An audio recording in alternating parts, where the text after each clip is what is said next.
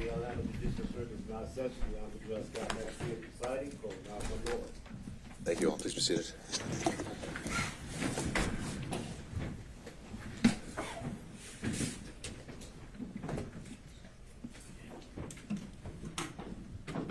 All right, we are back on the record with 23 SC 188947. If we could have counsel starting with the state identify themselves for the record for the purpose of today. Adam Avadi for the state, Your Honor. All right, and in order of the styling, let's start with former President Trump.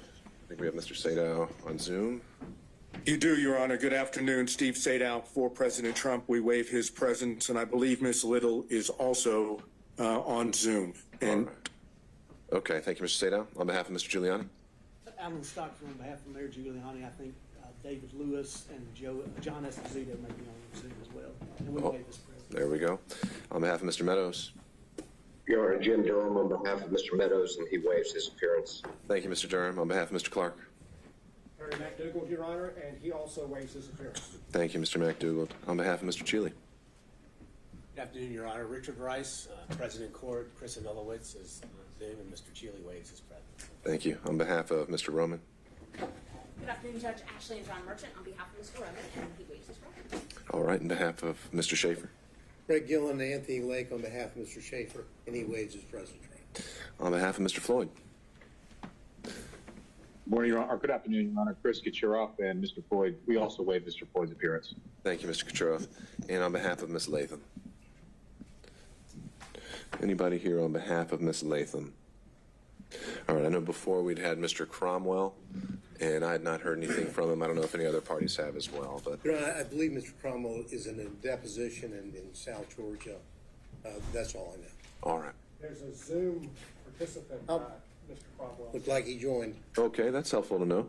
Mr. Cromwell, can you hear us? All right, well, we'll keep an eye on that to see if he does join us, and we'll take it up as it comes. So, just a few preliminaries. First of all, I'm a bit under the weather, so I'll try to speak up, but if anyone can't hear me, just let me know. I'll try to talk close to the microphone. But we are here today, the sole purpose of which is that at the conclusion of the hearing on February 16th, I announced that I'd be meeting with Mr. Bradley in camera to assess the validity of his assertion of attorney-client privilege. I've now been able to do that, and I also allowed Mr. Wade the opportunity to weigh in and respond as well. And after considering the testimony, not only in camera, but also of what came out at the hearing, I found that neither Mr. Wade nor Mr. Bradley had met their burden of establishing that the attorney-client privilege applied, specifically as it relates to Mr. Bradley's knowledge of any relationship that existed between Ms. Willis and Mr. Wade, and particularly that it wasn't established that his specific knowledge came about in furtherance of legal advice. So having made that determination, I didn't see any other choice but to allow the parties to have an opportunity to explore that topic with him. There's really, in my mind, it's that topic only. I think that if there's anything else we've already covered, I'm not here to do it again. So with that, is there anything else we need to cover before kicking that off? Just Mr. Wade, he's still a potential witness.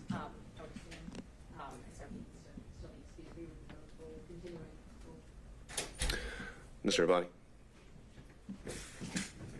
I believe Mr. Wade was released from the subpoena when we concluded his testimony at the last hearing. So unless he's been re-subpoenaed, and I have no knowledge of that, he has every right to be present. Sure. I think procedurally that would be accurate. And so at this point, I don't see a means where he would need to be recalled. And but if it is, then that is something you can take up. All right. Mr. Bradley, through his attorney, had informed me that he would be here today in person. I don't see him in the gallery. Do we know if he's out in the hallway? Attorney. Okay. All right. If we could call for Mr. Bradley.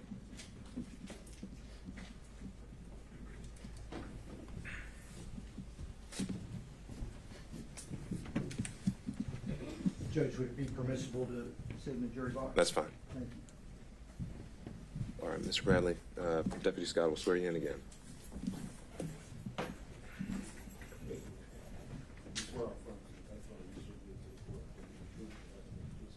I do. First and last name for the court. Terrence Bradley, Terrence, Bradley, Bradley.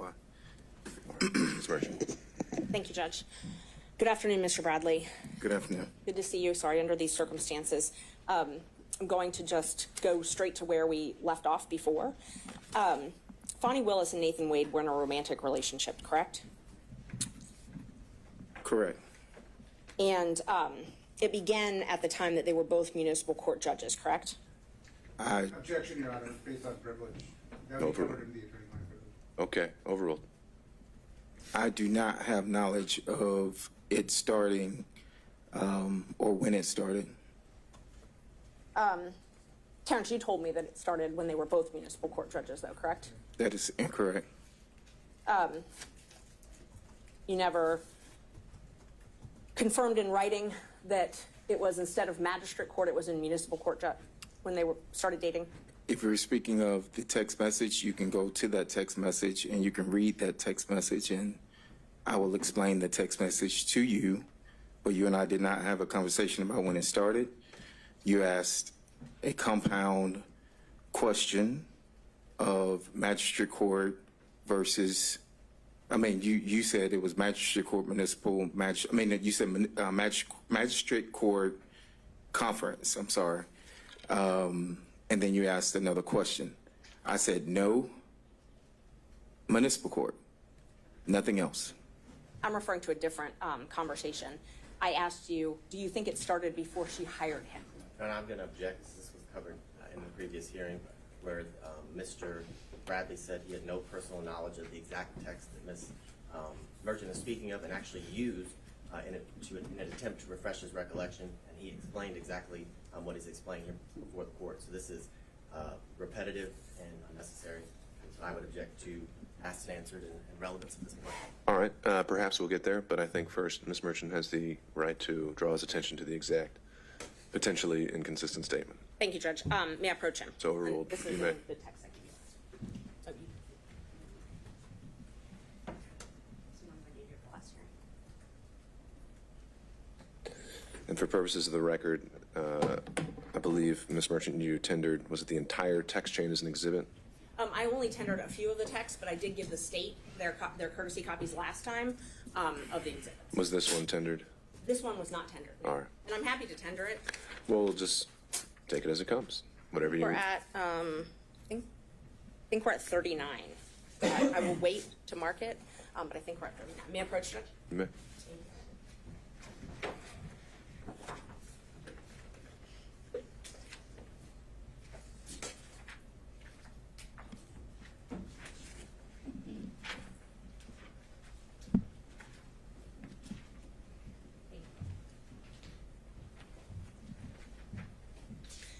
All right. So, Terrence, do you remember telling me that it started when she left the DA's office and was a judge in South Fulton?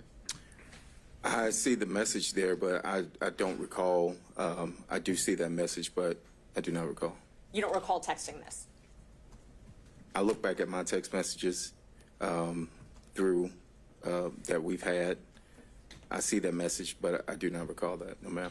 And when I asked you if you thought it started before she hired him, and you responded absolutely. Your Honor, I'm going to object as to the source of the information that Mr. Bradley allegedly gathered this from. There's been absolutely no foundation, and based on the arguments at the last hearing, that a lot of this is based on gossip, innuendo, assumption, and privileged information. And at this point, Ms. Merchant has not provided a foundation as to how Mr. Bradley would have any information that she keeps referring to. All right. I think that's...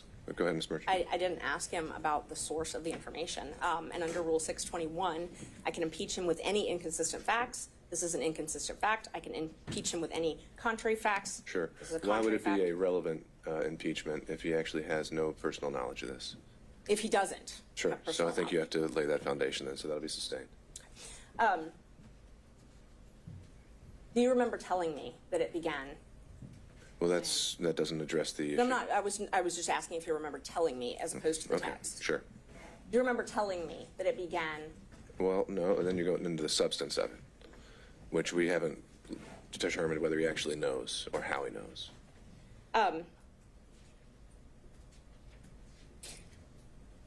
You told me, in fact, you corrected me when I said magistrate court. You corrected me and said it was municipal court. Do you remember that? Same objection, Your Honor. This is the exact same issue, right? Well, I'm asking if he remembers that. He hasn't answered that question yet. Right, but the relevance of whether he remembers it isn't established until we know how he remembers it or why he knows it. If that makes sense. I guess not. I'm sorry. How he knows it? I'm just asking if he told me that. Right. So I wasn't asking how he knew that. I wasn't asking the source of that knowledge. I was asking if he told me that. Sure. That was it. But that's the point. It's how he knows it. Right. The source of his knowledge, the same with contend, is hearsay because it's gossip and innuendo, which is what was indicated the last hearing. Well, it may not be hearsay. It may not be gossip. We haven't really gotten there yet. We don't know how he knows what apparently he's telling her, and I think we need to figure that out before we can go any further. Yes. And if the source of the information is a witness who've testified, then it's not hearsay. So when did the relationship start? I cannot answer that. When was your first knowledge of the relationship? Objection, Your Honor. He's already answered that question multiple times today. He said he has no idea the timeline or when it occurred. That was one of the first questions that Ms. Murphy asked. I didn't ask when. I asked his first knowledge. He testified he has knowledge that they had a relationship. I asked him when he first got knowledge of that. Okay, so if the question is, when did you first get knowledge, I think we can start there. That was the question, yes. All right. Thank you. When did you first get knowledge of their relationship? I've said over again that I didn't have any personal information where I could personally say when it started. I've said that time and time again. So I don't know when the relationship started. And that wasn't my question. So my question is, when did you first gain knowledge? I didn't ask the source of the knowledge, didn't ask you to comment on the validity of the knowledge. I asked when you first had knowledge. We'll get to the how, Mr. Abadi. So I'll note the objection, overrule it. You can answer that. Just for the record, and I appreciate your honesty, but he said he has no personal knowledge, so it's clear he had to gain the knowledge, not from hearsay. He could have gained it from Sure. Mr. Wade. Well, I mean, most of us learn things from hearsay. The question of whether it's admissible, right? And that's what we got to get to. So. I apologize. When did you first get knowledge? I'm not qualifying what type of knowledge. I'm just asking when you first knew about the relationship. I don't know how to answer that. I mean, so I can't give you a date if you're asking for a date. If you're asking me, how did I get the knowledge? It would have come directly from my client. Right. So help me understand. I think you say you can't answer that question. You don't know the date. So that's the answer to the question. But I said that 5 minutes ago. We have to make it clear. Yes, sir. Next question, Ms. Merchant. So you don't know the specific date? No. Do you know if can we narrow down the timeline? Did you gain knowledge in 2019 of this relationship beginning? I'm going to object to this line of questioning because he said he does not know when he gained All right. knowledge. He doesn't know the specific date. That's fine, Ms. Merchant. I think I'm overruling that. I think we can try to see if he can narrow it down based on goalposts. Thank you. 19, I would probably say no. I mean, I don't have anything that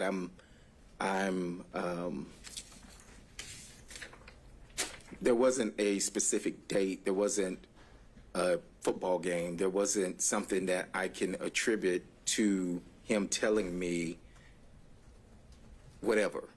And so you're asking for a date. You're asking for a year. It's still a date. And at this time, I am telling you that I do not have the date. Let's try this then. So you received a contract from Ms. Willis January 2021, correct? Can I see the? Yes, yes, I think so. Exhibits are, I think, okay. I think if it was from the exhibits, I think it was 21, yes. and I don't want to belabor the point, you admitted those Yes. when you were here before. Yes. If those documents that you looked at last time Yes, said January 2022, that's, okay. 21. I'm sorry, 21, you're right, thank And you. it was, I think, renewed in 22. It was, yes. So the contract date was, that we have in the record is January 25th, 2022. So using that date, at that point, had they begun their romantic relationship? Of 2022, January 25th, 2022, 2021, I'm sorry, when you got your first contract.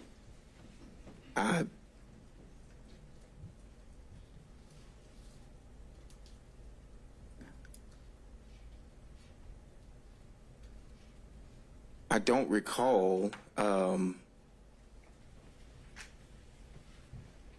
don't recall any specific dates. No, ma'am. You remember when you got that contract, though, correct? I remember I had the contract. Yes. Okay. And you told us last week, or I guess it was the week before now, you told us that Mr. Wade brought you that contract, essentially told you about that contract. That is correct. So Ms. Willis is not the one that brought that contract to you directly, it was Mr. Wade.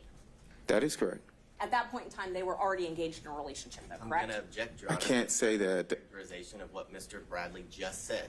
He just said he does not remember. There's nothing specific. He doesn't remember the exact date. I think the question now is to reference it or tie it to maybe some other event that he might remember. I agree with Your Honor. She asked that specific question. He said he does not remember any specific dates after signing the contract. That's exactly Sure. what he just said. This is All asked right. and answered. I know, and we're getting to the end of it. So, Ms. Merchant, you don't have much more to pull on here, but he answered that last question, so what's your next one? And Judge, I didn't hear the answer if they were in a relationship All right. January 25th, 2021. Mr. Bradley, do you recall the question? I recall the question, and I can't tell you accurately whether or not they were in a relationship at the time. You asked me about him bringing me a contract. I said he did bring me a contract, and that is accurate. Do you remember knowing Ms. Willis prior to her taking office as the DA? I had very little contact with Miss Willis. I knew her through my business of coming down to Fulton, if that's what you're asking. Yes. You knew her through the business. So you had met her prior to your contract? I'm going to object to relevance at this point as to why we're here today. Sure. Judge, he doesn't remember much of anything right now, and so I'm trying to create a timeline to hopefully piece this together. All right, well, I'm not seeing really that the likelihood that that's going to have any success. I'll let you ask a few more questions, but if he doesn't have a date, then I don't know that you're going to be able to create one today. Okay, thank you.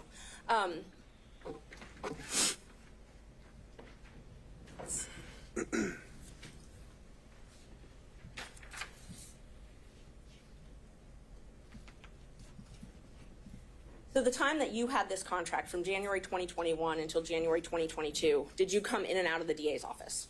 Yes. Okay, and so were you able to witness Mr. Wade and Ms. Willis interact during that time? I'm going to object. This has been asked and answered. It was addressed at the last hearing about Mr. Bradley's access to and from a specific room to pick up files. And Mr. Bradley said that he rarely saw them together, but this was Yeah, answered. I think the only avenue that was closed at the last hearing was his personal knowledge, potentially through, well, actually, no, if he testified, it was that he had no personal knowledge. It's knowledge that conveyed to him that was cut off at the last hearing. That's really the only thing we hadn't been able to explore, unless you correct me if I'm wrong, Knowledge that was conveyed to him by somebody else. That's that he claimed at the time was privilege. I found that it's not. That's what we're here to explore. Okay.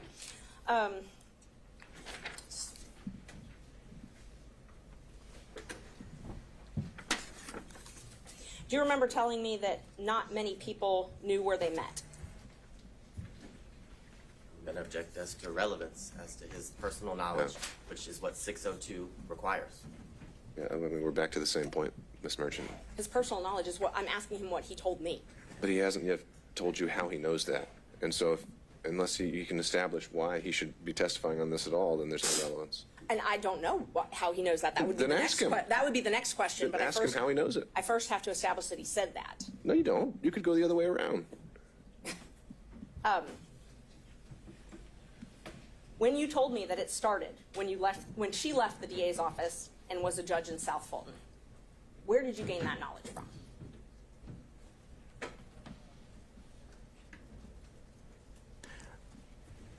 Well, I'm going to object because his testimony a few minutes ago is that he did not recall making that statement. All right, I'll overrule that. Mr. Bradley, answer the question if you can. Repeat the question. When you told me that their relationship started when she left the DA's office and was a judge in South Fulton, where did you obtain that knowledge from?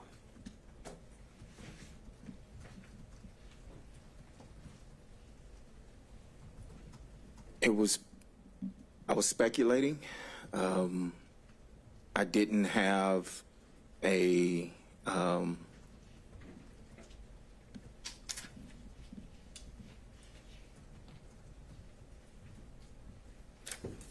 no one told me I was speculating.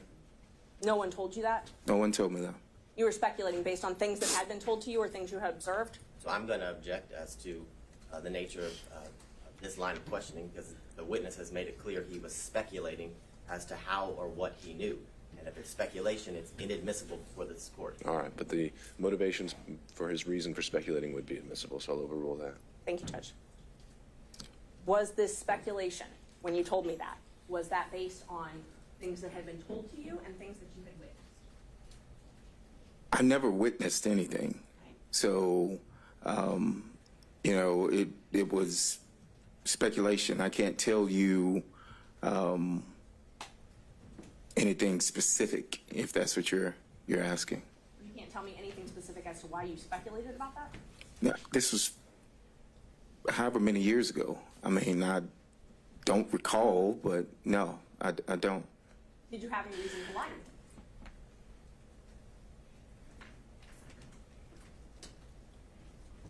I don't know if speculation is lying, but Well, let me just show me where in this text it says you're speculating. you didn't ask me if I was speculating or guessing.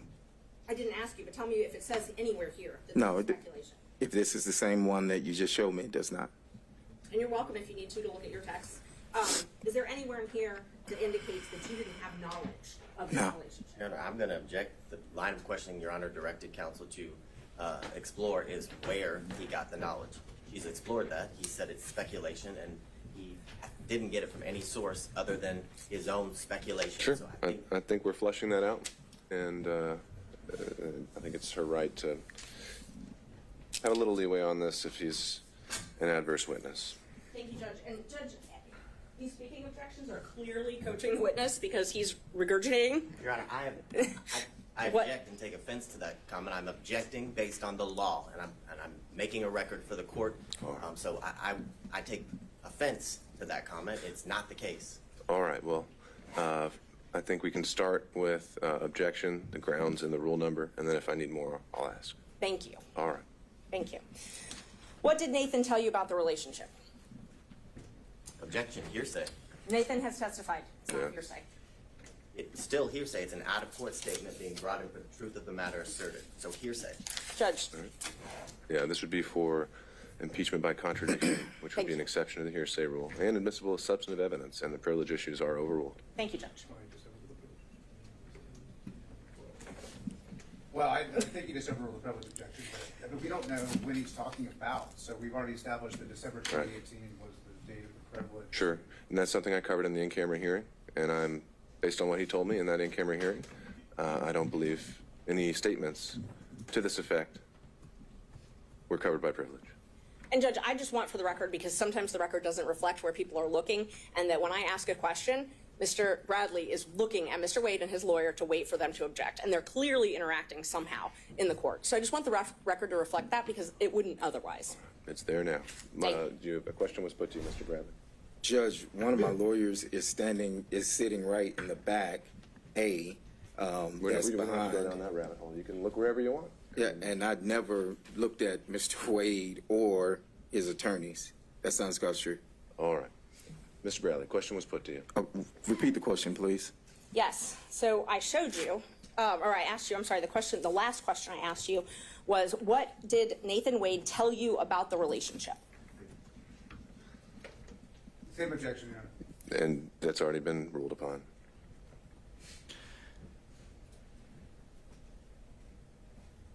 I recall him stating that at some point they were dating. I can't tell you what date that was.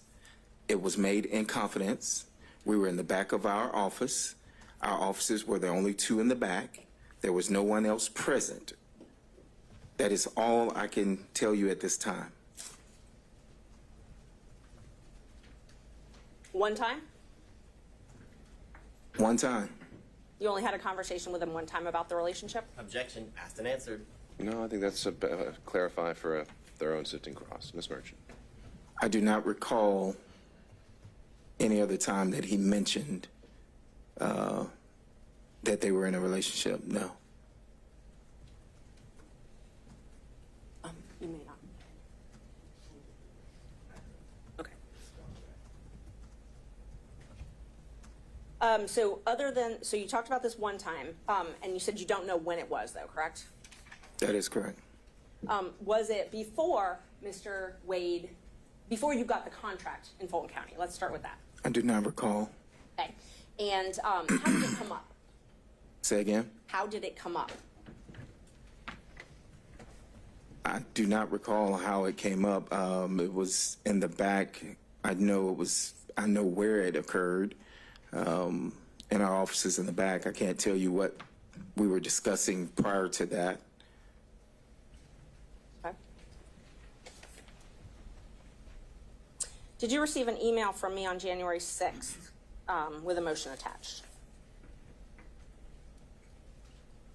I think I did, yes. Yes, I know I received I don't know if the date is January 6th, but yes, I received that, Okay. yes. So you remember receiving that? Yes. The date, okay. And you reviewed it, and then you and I spoke about it. You recall that?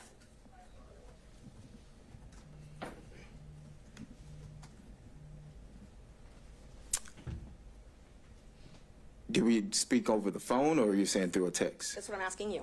If you I recall can't speaking- remember whether it was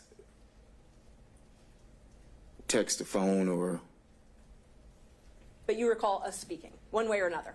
one way or another, yes. Okay. And where I was trying to confirm the facts in that filing.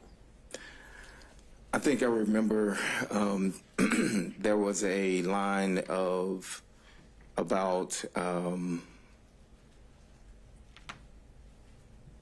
the accuracy of how much money that my office, the law office of Terrence Bradley, have received, and whether or not that was going to be in the motion or not.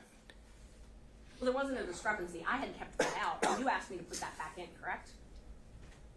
I recall you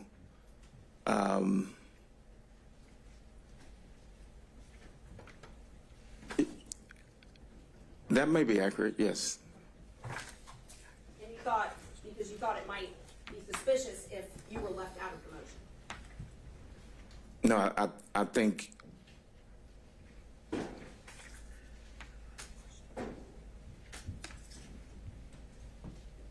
we discussed that it should reflect the accuracy, because the accuracy was that I received, I had a contract and received $74,000. And I think you had put in there that Mr. Campbell had received a certain amount, and then you also had put in there that Mr. Wade had received a certain amount. But there was not anything in there originally, and I said that it needed to be accurate. I needed to be accurate as far as that I had received $74,000. Right. That's correct. Because you did not want anyone knowing that you had talked to me. I would object this for relevance. You bias. Overruled. I wanted you to be accurate as far as the accuracy of our message or your filing. Okay, so that was your interest was in accuracy in the filing. I didn't reach out to you and say, send me a copy of your motion. Right. I didn't reach out to you to say that that I'm going to be in your motion. Right. I asked you to review it for accuracy. For accuracy, and I just stated that it was inaccurate. And the inaccuracy that you pointed out was the thing about your salary, or how much you had made. That was the inaccuracy that I saw that jumped out, was the fact that I saw that I was left out when you had put Okay. the firm, the money wise. I did not, when I responded to that, it was for that specific reason. Okay. And I agreed I would put that back in, that section back in, and I Correct. did. I did put it back in, and I sent it to you again. I don't recall getting a second email from you now. But you were happy that I put it back in, or that I agreed to put it back in. And object as to relevance. Yeah, we need to get to more material aspects. Yes, Judge, I'm moving along, I promise. So you did ask me to put that back in. Well, And answered relevance. well, you didn't answer that last question, so overruled. You did, can you confirm you did ask me to put that back in, for it to be accurate? Yes, that's correct. I said that, yes. Okay. And then I asked you if everything was accurate, and you said, looks good. Correct? I recall you asking that, but the looks good was applying to the accuracy of the 74,000. That's it. Okay. So when you reviewed the motion, and you specifically pointed out that one thing that you found inaccurate, you didn't point anything else out that you found inaccurate in that motion, though, correct? No, I did not.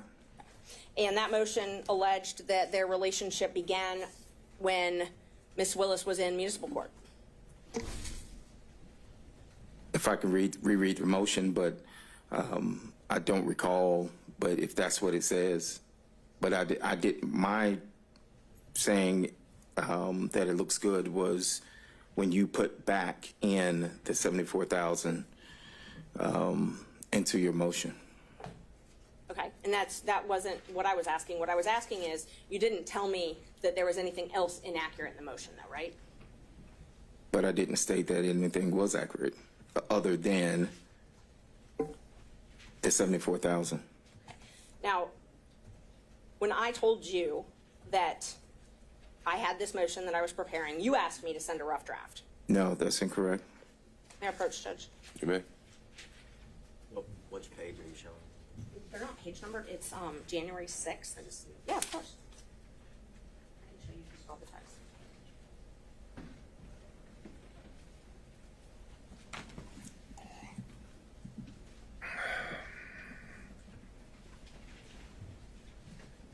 Look and see if this works.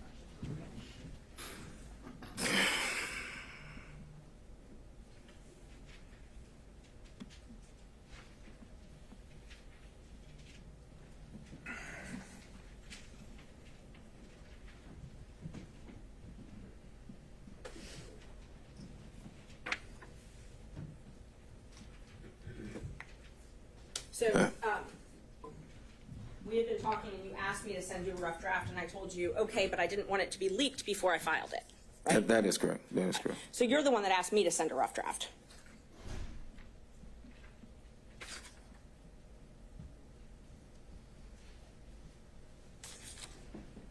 Yes, that's correct. Yes, that's correct. And that was at 10:08 on Saturday, January 6th. And then you got an email from me with that rough draft at 10:25 that same day, correct? Yes. You need to look at it. If it says 10:25, then I know you sent me an email.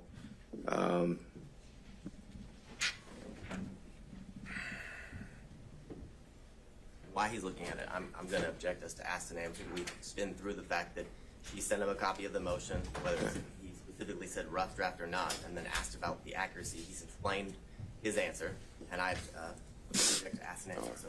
Understood, Mr. Levine. We're getting there. Overruled for now.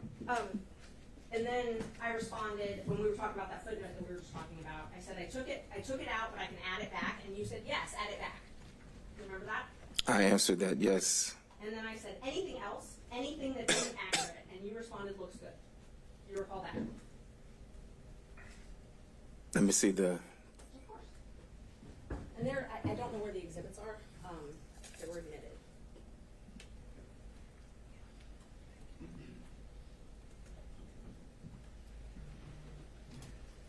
That refresh your memory? it says looks good, but as I stated before, I was responding to you putting me back into the motion for receiving $74,000 in a contract. Well, that's not what this says. This says, you said, yes, add it back, and then I said anything else, anything that is inaccurate, and you responded, looks good. So you weren't responding to put it back in. Your Honor, I'm going to object. I This is know. not his motion. He wasn't the affiant of the motion or verified the contract. Overruled, Mr. Body. Talking about his personal knowledge, Judge. I've said No personal knowledge. twice, Overruled, Mr. Body. I've said twice that the looks accurate was, or I've said more than twice, was for the $74,000.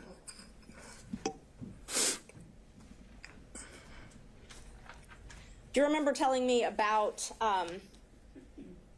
Nathan and Fawny coming to your office and spending time together at your office?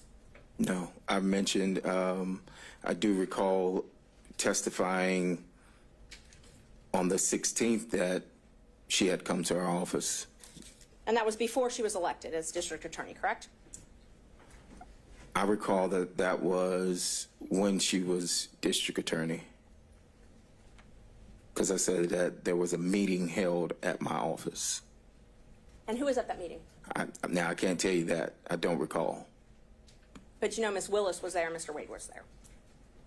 It was at our office. Actually, Miss Willis was there, and there were other people there. Mr. Wade was not in that meeting. He was in the back. I wasn't even in that meeting. Why did she hold it at your office then? I have no idea.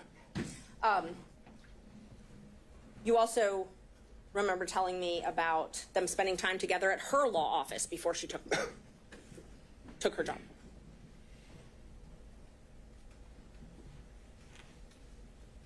I don't recall. Do you? I don't recall. Do you have something to? Well, what I'm asking is, let's back up a sec. So Ms. Willis rented a law office from the Evans firm, or Andrew Evans and another lawyer, I think Stacy Evans. You have knowledge of that, correct? No, I'm going to object to hearsay. Well, How does he know the information? That would be the correct question. okay. Ms. Merchant? I don't really know even how to respond to that. Hearsay, I'm asking if he knew that she rented Yeah, office space. he may have been there. He Right. may have seen a business card or something at some point. I think you can answer that. I've never been to Miss Willis's office when she was in private practice. I've never dealt with where she rented. I didn't even know where her office was. So, Do you remember, though, knowing that she rented an office yes. from the Evans? Yes. You did know that? That is correct. Yes. Okay. And do you remember telling me that Mr. Wade and Miss Willis would rendezvous at that office? I'm going to object to, again, hearsay as to how he knows that information. He said he has no personal knowledge. And He did just- not say he has no personal knowledge, Judge. He hasn't even answered it. No, he said in general he had no personal knowledge, so it's not been established the source of how he would know this because he said he's never been to her office.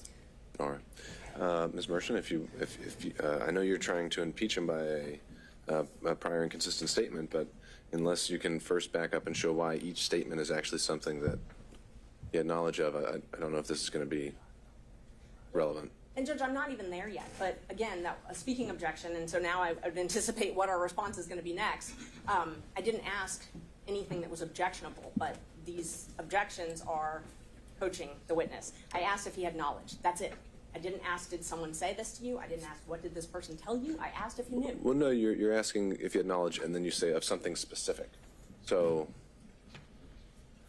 Once I get an answer to that, if he has knowledge, then I will follow up with where that knowledge came from. all right, well, let's try again. So my question is, do you have knowledge of them meeting at that office? Objection, foundation. Okay, all right, overruled. Do you have knowledge of them meeting at that office? I have no personal knowledge, if that's what you're asking. I didn't ask that yet. I asked if you have any knowledge. Objection, that would be hearsay. Overruled. Not if it came from Mr. We Wade, don't know where Judge. it came from. So he said, how do you know, Mr. Bradley? How do you know? Any knowledge that I would have received would have come from my client at the time. Okay, so you had knowledge of this place that Miss Willis worked. What did you know about them meeting at that office? Objection, hearsay. It's not hearsay, Overruled. Judge. How he knows it, and then you ask the next question. All right, he's already asked the next question. Can you repeat the question? Yes. How do you have knowledge?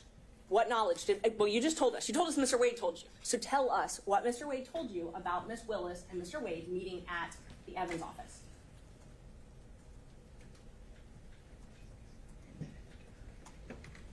Objection, Your Honor, privilege. This clearly covers the time after December 2018 that would be covered by privilege. Yeah, overruled.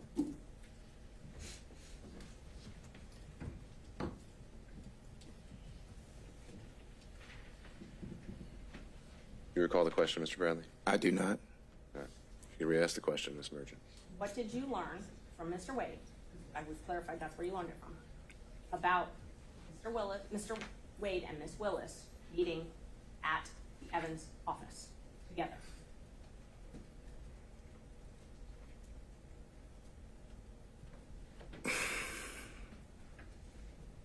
I'm going to object to asked and answered. He's testified that He hasn't answered. We haven't heard an answer. He testified he had one conversation with Mr. Wade in the back of his law Judge, office. Yeah, and his answer may change. So Tip him overruled. off as to how to answer the question. I can't recall what the conversation was. I do recall knowing that he would go down to the office or had been down to the office, but I can't tell you in what capacity or when or any of that. No. Mr. Wade told you that they had sex at that office, though, correct? I don't recall him stating that. No. You don't recall it. No. So it's possible he did say that. You just don't remember one way or another? I do not remember him saying that. Do you recall that he had a garage door opener to either a house or a condo or something like that of Miss Willis's? I've never seen a garage door opener. I've never been to Miss Willis's house. I've never been to, and I'm trying to explain, I've never been, so no, I do not have any personal knowledge of him having a garage door opener. Let me ask the question again. Yes, ma'am. I didn't ask if you had personal knowledge, like as in you saw it. Do you have any knowledge at all from Mr. Wade or any source that he had a garage door opener to access one of Miss Willis's residence? And I'll object to any source as to hearsay. All right, depends on the source. Overruled. No, I don't have any knowledge. So when you told me that, did you just make it up? Do you have something that shows that I told you that? Yes, well, we're going to go through all the texts we can, but so was that made up though? But I'm going to object because I don't recall him having. Mr. Bradley, just I'm a going to second. object under 106 as the rule of completeness. I don't have that text message or any text messages that indicate that, Your Honor. And I don't have, if it was a text, we had that conversation. I actually think it was when he was on speakerphone and Mr. Merchant was there, but I'm not sure. But I mean, if I'm asked to qualify exactly where that's from, I would Okay, so rule of completeness would be if you need to introduce other text to show the context. If you're saying you haven't seen a copy yet, then I think Ms. Merchant needs to do that before you can decide your next step. And that's what I was asking him. If that was something he just remembers making up. If he doesn't, then that's fine. But She referenced text messages and started to go into her packet of papers. Sure. that have text So you don't messages. have a text message to that? I would need some time to look through, and I don't remember if I have a text to that or if it was during a conversation. It was one of those. All right, well, And he has now said that he has no knowledge, so on to your next question. Okay. Did Mr. Wade tell you about the trips that he and Miss Willis took? No. Do you have any knowledge of the trips that he and Miss Willis took? Objection, hearsay. Overruled. I do now. but you did not before this proceeding? I did not know until you text that you found that in the deposition of his divorce. I mean, not deposition, but something from his divorce. Okay. And when you responded, doesn't surprise me, they took many trips to Florida, Texas, California. Those are your words, though, right? I'm going to object as to relevance. He said he did not know, and he actually learned from Ms. Merchant the information. He said he learned about certain trips from Ms. Merchant. Okay, you can tie it down, but Thank you. we'll He see. had no information about any trips that Ms. Willis and Mr. Wade took. That he learned it all from Ms. Merchant. That was his testimony. Sure. Judge, I'm Maybe allowed the to. conclusion we reach. I think she's going to ask more than one question, though. All right, Ms. Merchant. And if, Judge, just so we can be clear, if he said more than one version, that's all relevant. We're allowed to talk about the different versions that he's told. All right, I've overruled the Thank objection, you. Ms. Merchant. Do you remember telling me that it didn't surprise you that they took the trips that I found in the divorce file because they took many trips to Florida, Texas, California? And then you told me that they took the trip to California when she moved her daughter there because she failed out of FAMU. Do you remember that? I don't recall that, but if I don't recall. Okay.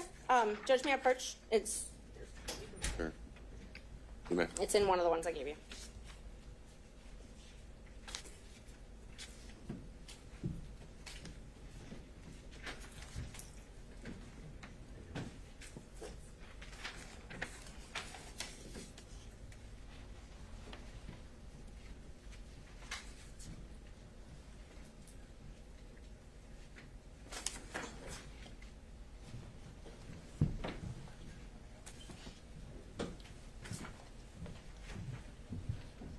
Look at that and let me know if it refreshes your memory.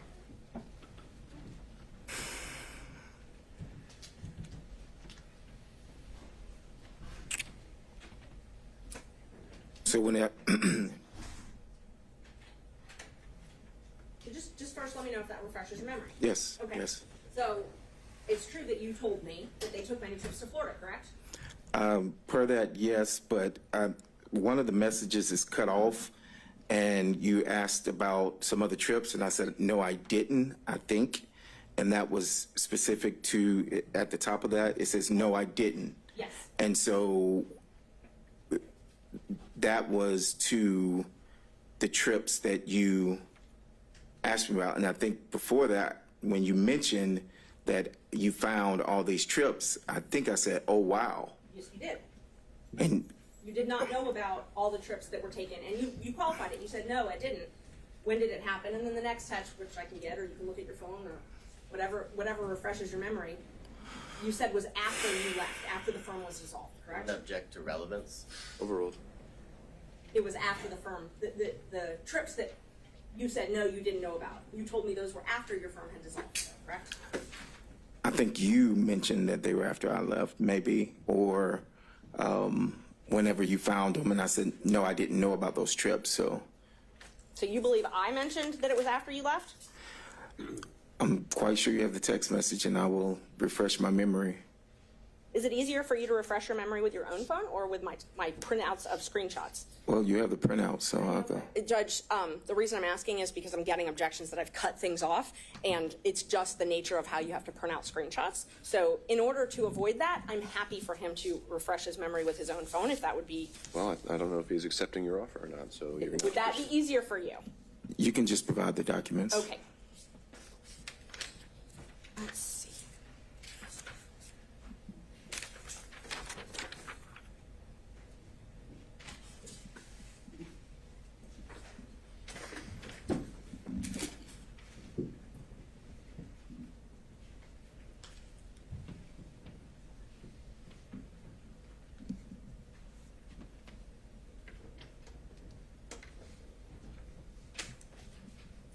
May I have some water, Judge, please? Yeah, let me see what we can do.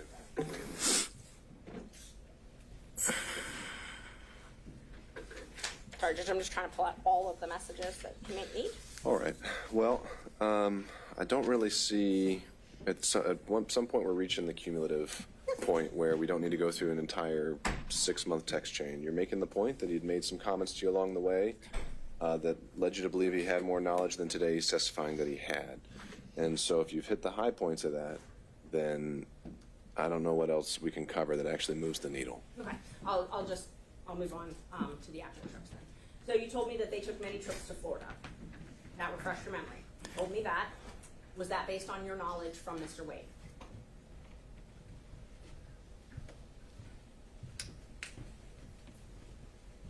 That would have been based on anything that my client would have told me. I didn't have personal knowledge of whether they went or not. The trips to Texas, and you're the one that typed Texas. Was that based on your knowledge from Mr. Wade? It would have been something that came from the client. I cannot tell you that I have any personal knowledge of any trip other than what would have been said by the client. Obviously, and I'm not asking if you went on these trips. I'm asking if you have knowledge from Mr. Wade. You also typed California. Was that something that you gained from knowledge from Mr. Wade? It would have been from the client at this particular point. Yes, it would have been from the client. And when you told me that the trip to California was to move her daughter out there, would that have been something you gained from Mr. Wade? Thank you, Judge. Any knowledge that I have of any trip would have come from my client at the time.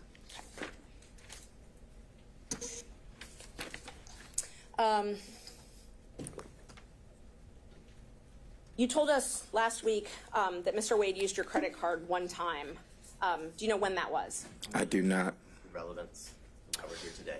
Well, I think this would be impeachment of Mr. Wade's testimony if Mr. Wade testified that he had never used anyone else's credit card before. I'm object to asked and answered because it was covered during the last hearing where he acknowledged that Mr. Wade used his credit card. Judge, I asked when. Just when, okay? I didn't ask, did he? I asked, when did he? Let's go there. I do not have any dates of when Mr. Wade used my credit card. I testified that we used the card for business and that throughout the business we would order paper or supplies or filing of depositions. I mean, the cost factor of cases is what I said, and that still applies today. Did he use my credit card? He did, but I can't tell you who he used that card, what the trip was for. I can't even tell you at this time where he went. But he used it for a trip. Yeah, it was for a trip, but I can't tell you where, when, why, or anything to that nature. Correct. And he paid you back in cash. I never testified that he paid me back in cash. I said that he would either pay me back, I said I couldn't remember. I do not recall. Sometimes he would write checks. Sometimes he would pay cash. And that still applies today, that I do not recall him paying me back cash, but I do recall him paying me back. And this was when you were still, before your partnership split up, correct? It would have been before I left the firm, yes. He wouldn't have used my card after I left the firm. Okay, so we can at least narrow down the dates to that. Of before I left the firm, yes. Okay, great. And Mr. Wade gave you details about meeting Miss Willis in Hateville or East Point, as it was called. That's incorrect. He did not tell you about that. He didn't give me details. He did not tell you about meeting with Miss Willis at an East Point or Hateville apartment?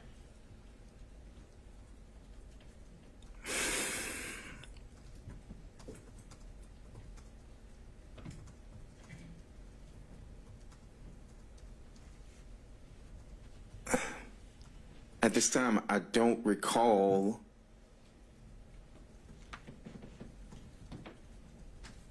No, I don't recall. Where did you get that information from then? He's testified he doesn't recall if he even had that information. I asked if he got it from Mr. Wade, and he says he doesn't recall. So then I asked where he got it from. I do not recall where I got the information from. Okay. And you and Mr. Wade were friends as well as business partners, correct? We were friends in the sense of I've known him for years.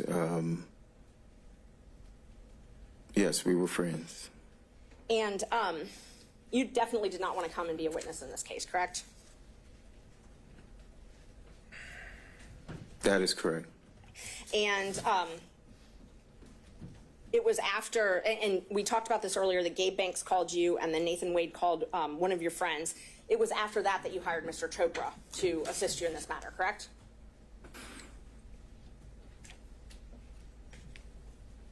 Was it after that?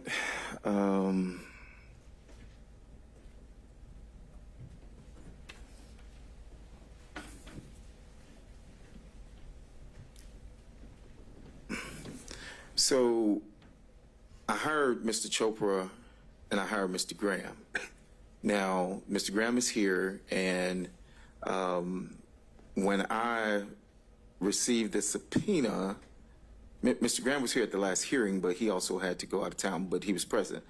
Mr. Graham, I called, and I had started getting calls from media, and I told him to respond to the media, I think, and that was somewhere around whenever you subpoenaed me. So it was, I can't tell you that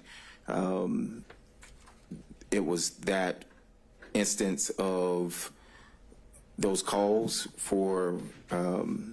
Chopra, but I had engaged Mr. Chopra and Mr. Graham at that time. Okay. I'm going to ask the question again because I didn't get an answer to it. After you got the phone call from Gabe Banks and from Nathan Wade to your friend. I think it was before that, but however, I think it was before that is what I'm stating. When you got the call from Gabe Banks, you called me immediately. Well, actually, you texted me and then you called me. I didn't call you immediately, but yes, we did speak. Okay. And you texted me about it as well. That is correct. Okay. And then we spoke after Mr. Wade called your friend, and we talked about that as well, correct? That is correct. And at that point, you didn't mention anything to me about being represented by Mr. Chopra. But I didn't mention anything about Mr. Chopra or, that is correct. Yes, that was only my question. Let's see. I'm going to show you two more texts. They're in the ones. All right, Ms. Merchant, we're going to do This is the 5 more last minutes. 2 questions. Thank you. 3:05, I'm cutting you off. Thank you.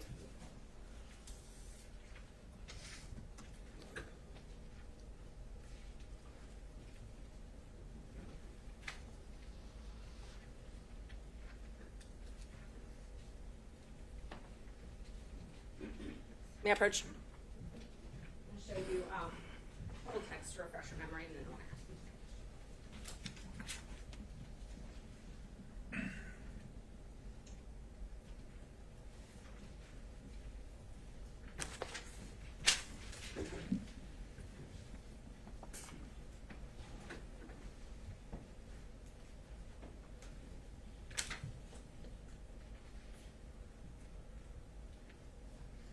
Are these supposed to go together? No. Oh, these are two separate dates? Completely different dates. Okay, all right.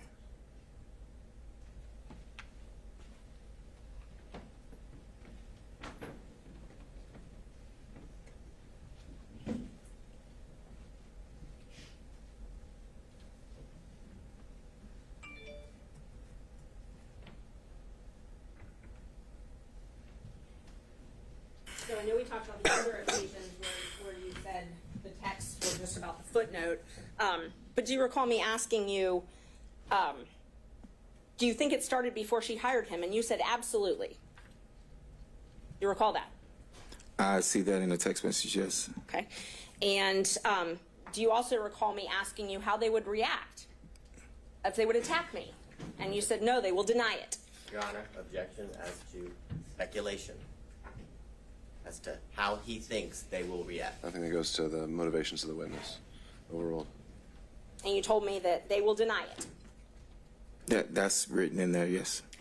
I just want to, one last opportunity. You're an officer of the court, correct? I am. And you're under oath today? I am. Is there any of your testimony from today or the previous days that you want to correct? That I want to correct? Yes. No, I told you everything that I've answered everything that you asked. Thank you. Oh, Judge, just so the counsel and the state can have them, just for the record, I can admit those two that I showed. Well, they weren't ever tendered, And so it's just for, I didn't know if they wanted right. to use them, but I'll hold on to them. if they need to be tendered at some point, then we can make them part of the record.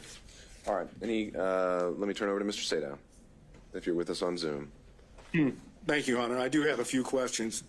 First thing I'd like to know is whether the court reporter has defense exhibits 26 and 27 from the last. We have a different court reporter this time. We had to have someone else fill in on such short notice, but I can potentially send those to you if you need them.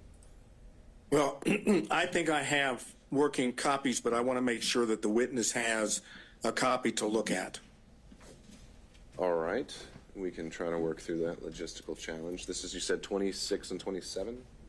I believe that's correct. And 26, I think, is the same text messages that Ms. Merchant was just asking about. It was 2 pages. I stapled it together, and it is dated January the 5th of this year. All right. I can print off a copy now, but why don't we start off with the questions that you have? Okay, because that's where I want to start. That's where I'm going to start, but I'll see what I can do to work through it. Is that going to work? Here, I'll email them to you.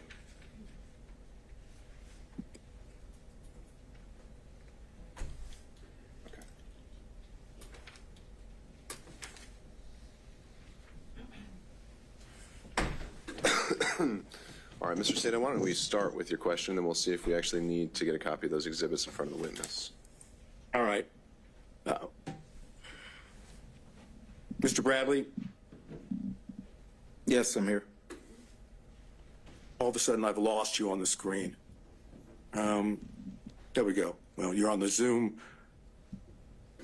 You're on YouTube, but you're not on the Zoom itself. But not that I can see. I'm here. I can hear you. No, I know. I think his visuals may be a little different, so hold tight, Mr. Sadow. We could try to correct that. Yeah, he was on. He was on when Miss Merchant was asking questions. We need to able to see you. I know. We need to add a spotlight to to the witness stand and a spotlight to Mr. Sadow, and we don't need all the other boxes. There we go. Thank you very much. Well, then hold tight, Mr. Sadow. We need to add you as well.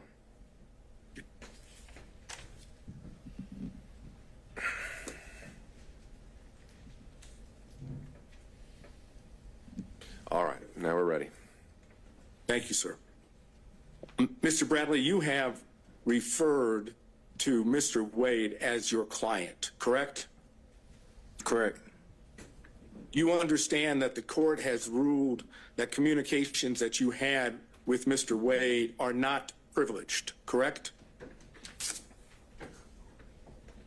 No, I'm aware that the court ruled that one specific dealing with the time frame of one specific conversation wasn't privileged. Then I'm going to ask Your Honor if it's at the limitation or Excuse me. To clarify. email. Sure. Mr. Sadow, you asked whether all communications with Mr. Wade, I think, were covered. That was not the extent of the ruling. The only ones that I deemed were not covered and that I'd asked about in the in-camera hearing, because those are the ones that were relevant, were any communications Mr. Wade made regarding the existence or non-existence of a romantic relationship with Ms. Willis. Fine. Thank you, Your Honor. I understand. So going back to this line of inquiry, when you say you don't have personal knowledge, what I want to ask you to start with is very simple. Did you have communications with Mr. Wade about the relationship between Mr. Wade and Ms. Willis? It's a simple yes and no. Yes. Okay. And is it your testimony that during the time you were representing him, which I understood started sometime in 2018, is that correct? That's the time frame that I remember, yes. Is it your testimony under oath that with regard to conversations with Mr. Wade about his relationship with Ms. Willis, that you only had one such conversation during the time you represented Mr. Wade? One conversation of what? I apologize. The only thing I'm asking about is that area that the court said is not privileged, which is the relationship between Mr. Wade and Ms. Willis. You've testified that during the time you represented Mr. Wade from 2018 on, that you only had one conversation with him in reference to the relationship between Ms. Willis and Mr. Wade. Is that correct? Yeah, I think that's fairly accurate, yes. Okay, so out of the entire time, I'm talking about could be 2018, 2019, 2020, 2021, when did you stop representing Mr. Wade? It was a few months after I left the firm. All right, give me the approximate time. I left maybe June, July of 2022, maybe. Okay, so that would suggest that for, assuming it's 2018, 2019, 2020, 2021, and half of 2022, which is in the vicinity of 4 to 4.5 years, you're testifying under oath you had one conversation about a relationship between Mr. Wade and Ms. Willis. Is that correct? I don't recall having any other conversation with Mr. Wade about him and Ms. Willis.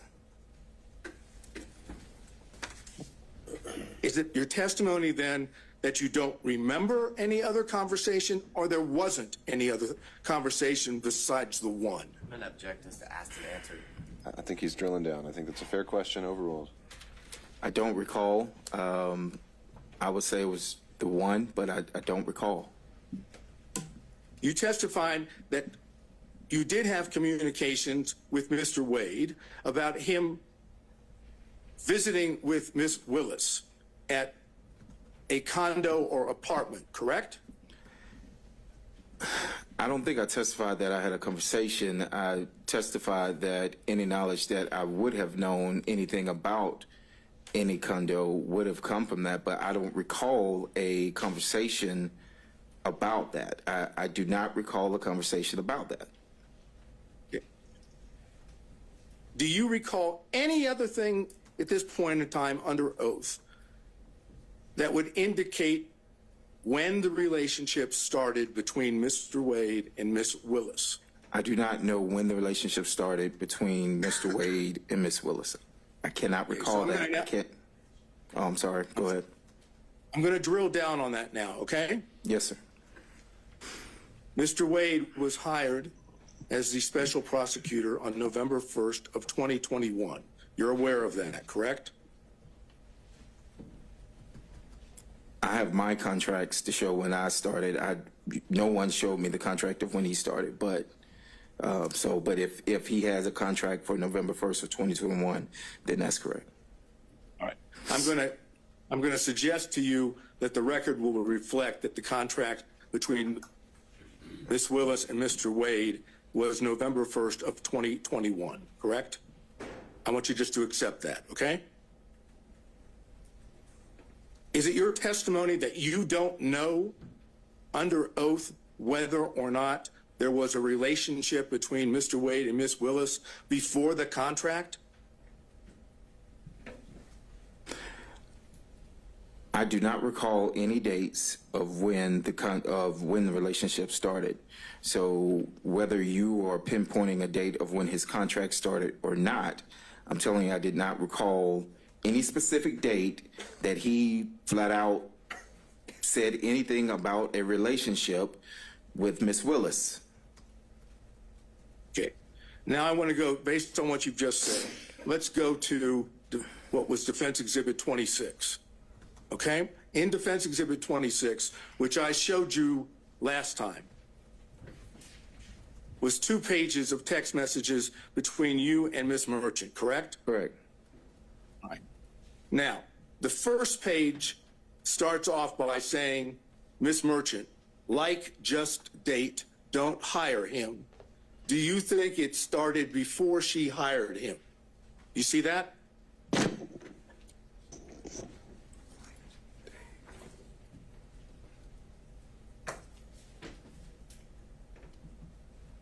Yes, I see it, yes.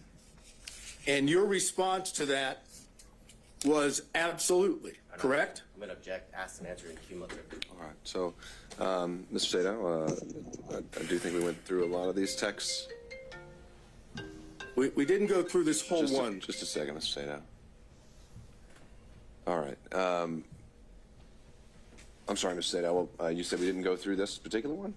No, we stopped right there. I want to go.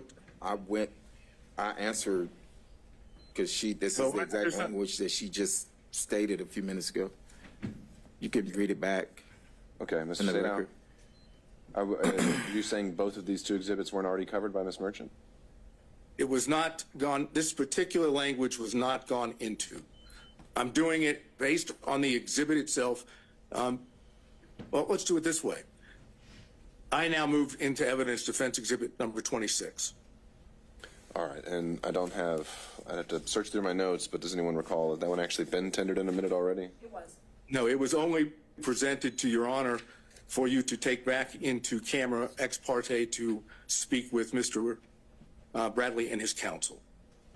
Okay. Ms. Merchant is indicating that it was admitted. I thought Mr. Sadow admitted it, but I'm organizing, putting them back in order. So I think it might be easier if I just admit the copies of the text we're all referring to. All right, so Defense Exhibit 26 and 27 are being tendered. Well, actually, only 26 at this time. But okay, Defense Exhibit 6. Any objection from the state? 26. 26.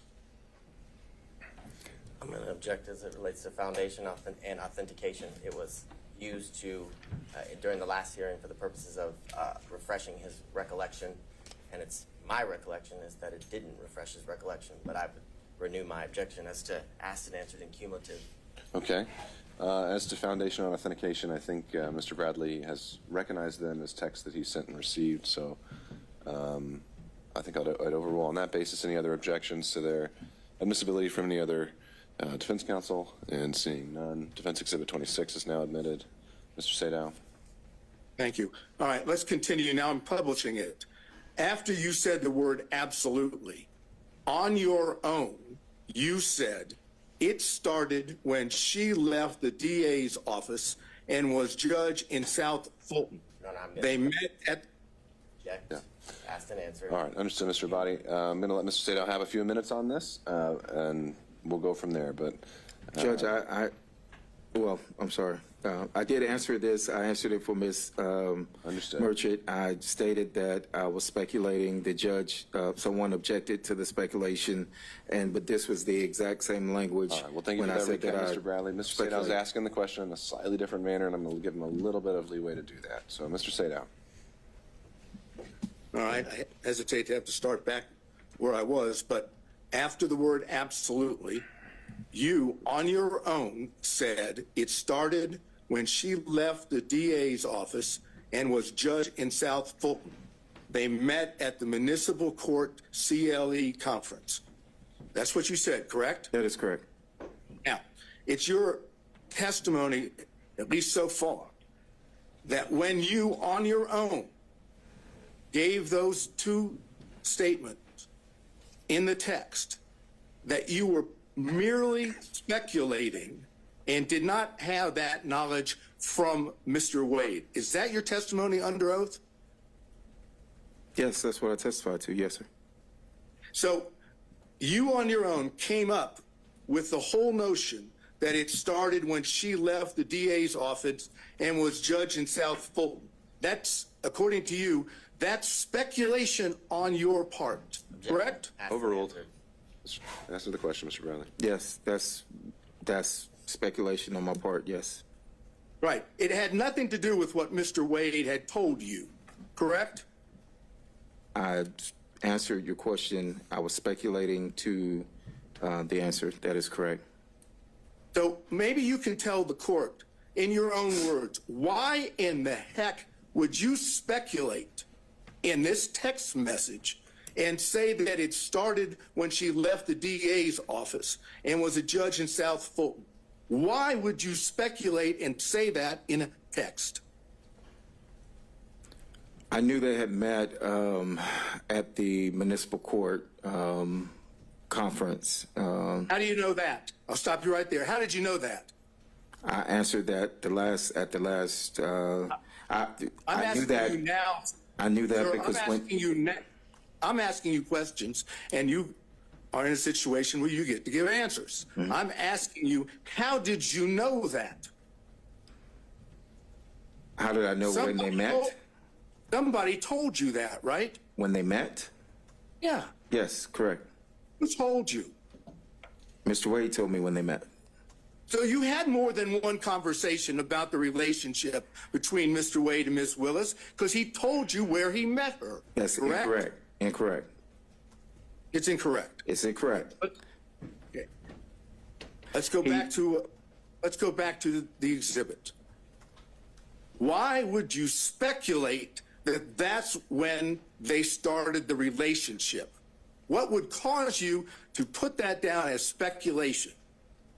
I don't recall, but why I thought that it started at that time. But I do recall that he only met her, and I testified to that he met her at that conference, which was in 2019. You knew that Ashley Merchant represented a defendant in this case when you were text messaging with her, correct? Yes, I did. Yes. And you knew that the reason she was asking you questions about Mr. Wade was because she was trying to show when the relationship began, correct? No, that's not 100% It's not. Look at the correct. beginning of the text message.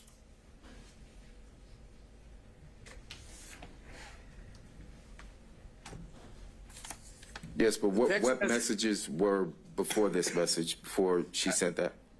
I can't answer that question because I don't have them. All I have is what's in front of you. Yes. And it says that she says, do you think it started before she hired me? So you knew, as the counsel for a defendant in this case, that Ms. Merchant was asking you specifically about the knowledge that you had regarding the timing of the relationship between Wade and Ms. Willis, correct? I mean, based on this, yes, I see what was asked. And in response to that, you answered directly on your own what you now claim to be speculation, right? That's correct.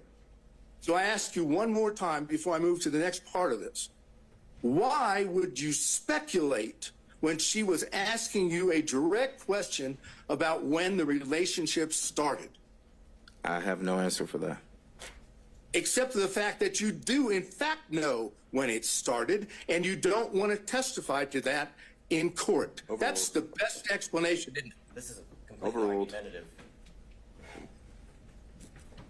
That's the true explanation, because you don't want to admit it in court, correct? No, I have no direct knowledge of when the relationship started. I'm not going to go back through that again. But if you didn't know, and you were asked specifically as this exhibit shows, maybe you can explain why you wouldn't say, I don't know.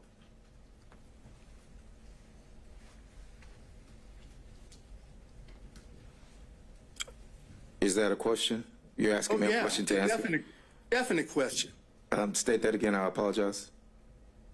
If you're being asked, as we've just gone through with this text message from Ms. Merchant, Yes. as the attorney for a co-defendant, Yes. and she's asking you about the relationship, and she's clearly asking you about the timing, why wouldn't you just have said in response, I don't know when it started? I don't know why I didn't say I don't know. Maybe, again, it's because you know what the truth is, and that's why you answered exactly the way you did in Defense Exhibit 26, correct? No, I can't sit here and tell you that what you just stated was correct. Right. What you want the court to believe, and you want the rest of us to believe, is that for some unknown reason, upon being asked a direct question about when the relationship started, you decided on your own to simply speculate and put it down in a text message as opposed to putting down what you actually knew. That's what you want the court to believe, correct? That was a lot. So can you break that down? I apologize. You're asking me, do I want the court to believe that instead of saying nothing, you decided on your own to speculate. Yes, I speculated. Yes, I've stated that I speculated. Yes, sir. Right. That's what you want the court to believe, correct? That's correct. Okay, now, then when you go to the next page of that, okay, you see it starts, the best that I can see, it starts in South Fulton. Is that what you have in front of you? Second page.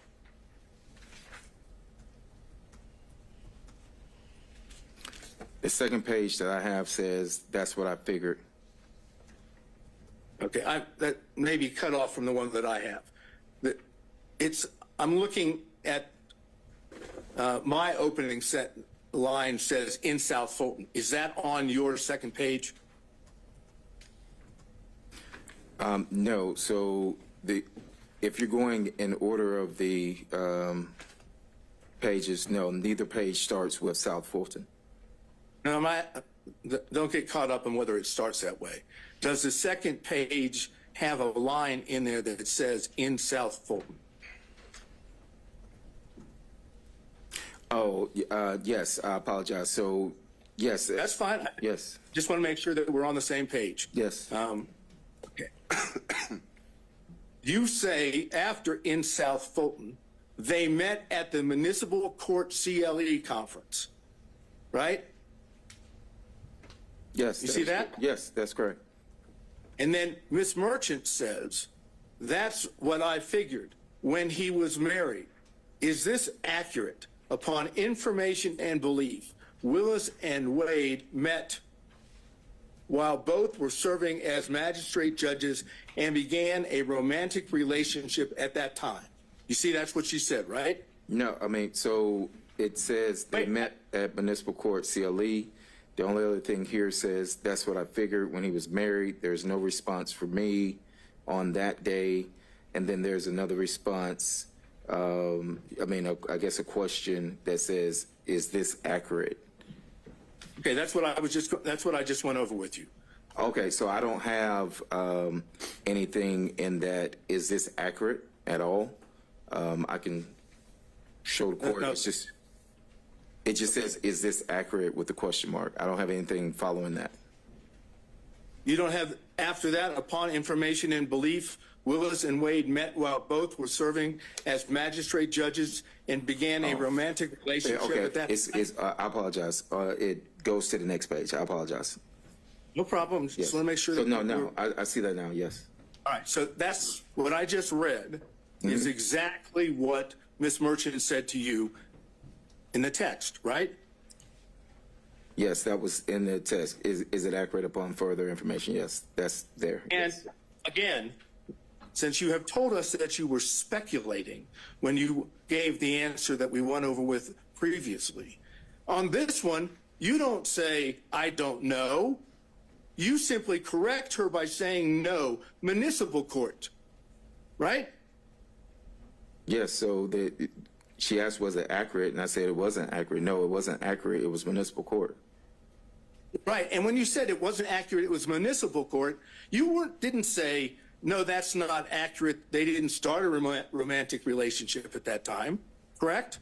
No, but I was referring to the municipal court. No, it wasn't accurate as it applied to I was answering the no municipal court, meaning when she said, is that accurate, it was to the municipal court and not magistrate court. Okay, but you didn't say that the rest of what she asked you was accurate. You didn't say, no, that's inaccurate. That's not true. That's not accurate. You simply said the only thing that wasn't accurate was municipal court should be there instead of magistrate, right? So I was answering the question of, it was a compound question. And I was answering the question of, she wrote magistrate court and I said no, municipal court. Right, but it's not compound. It's one statement upon Mr. Sadow. information that believe. I'm sorry. No, that's okay. I know the feedback and the delay is complicates things, but I think you've adequately made your point here, and I don't think we need to belabor it much longer. Let's move on to the next issue. Okay, thank you, Your Honor. Mr. Bradley, prior to coming into court today, did you and your lawyer meet with anyone from the district attorney's office? No. I mean, Did your- no. Not that I know, I'm aware of, no. I Have did you not had meet to any- anyone. Sorry.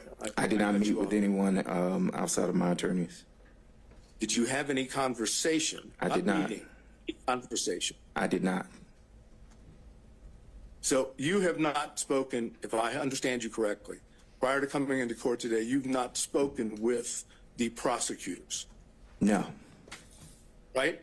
I've not spoken to the prosecutors. I've not spoken to defense. Have you spoken to Mr. Wade? No.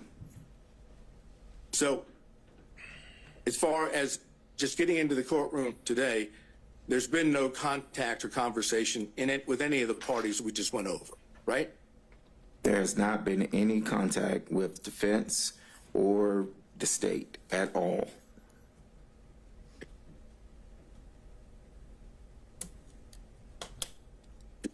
I think I have basically just one or two more questions.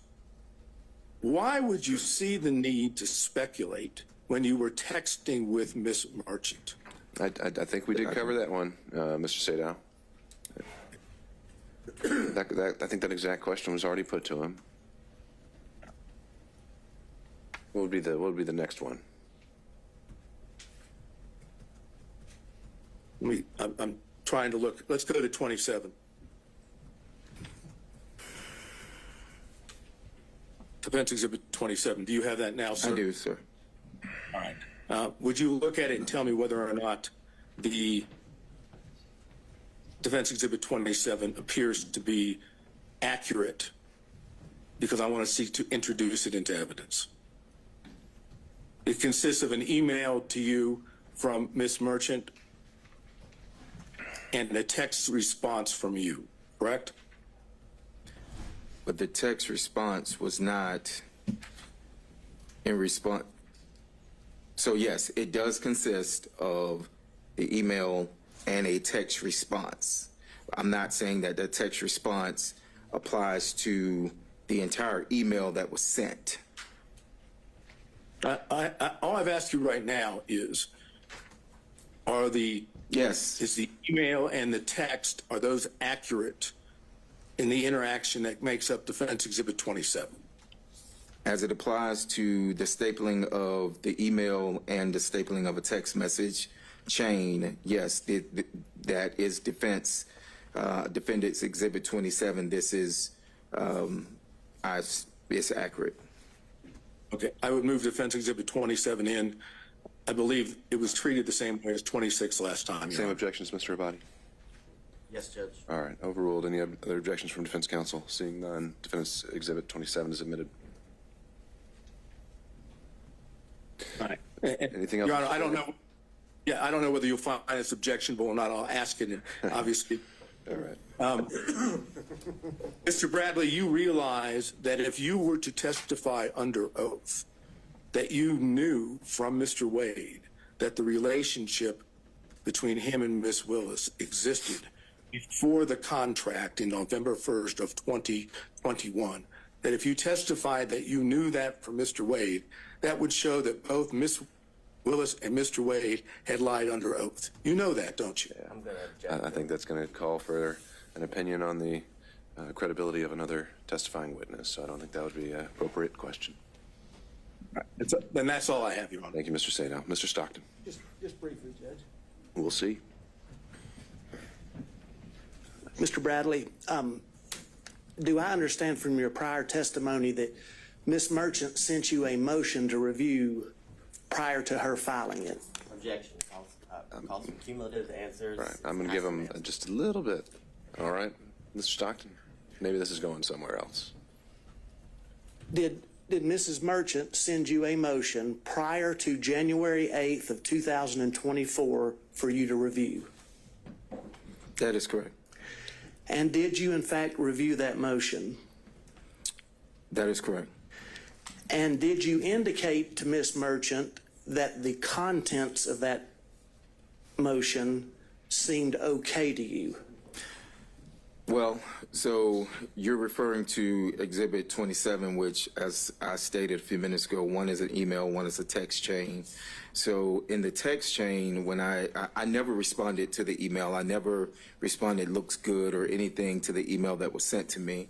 However, in the text chain, what you all are trying to merge together is the fact that I was asked about the contract, and that contract was $74,000, and me being added back to that. So when I said, and I think before that in that text, it referred to me being added back, and at that time I said yes, looks good.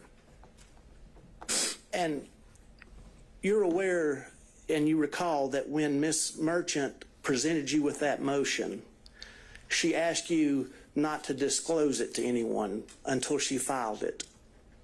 Is that correct? We are covering, I think, the last 5 or 6 questions. We've covered ground. Let's get to that ultimate point. I'm trying to get there, All Judge, I right. promise you. Okay. Repeat the question, I'm sorry. She asked you not to disclose that motion to anybody until she filed it, correct? I think so. I think that was in the text message, yes. And you knew, in fact, it was her intention to file that motion, correct? The actual motion that she, that was sent? Yes. I knew that she was going to file a motion, yes. I do not think that that was the final draft, or it could have been that she was working on it, but yes, I knew that she was going to file some motion, yes. And you knew that she presented that motion to you for your review so that she could make sure it was accurate, correct? Your Honor, I'm going to object. All this is asked and answered in cumulative. All right, noted. I think Mr. Stockton's getting to the next point, so why don't we just ask that one? Is that correct?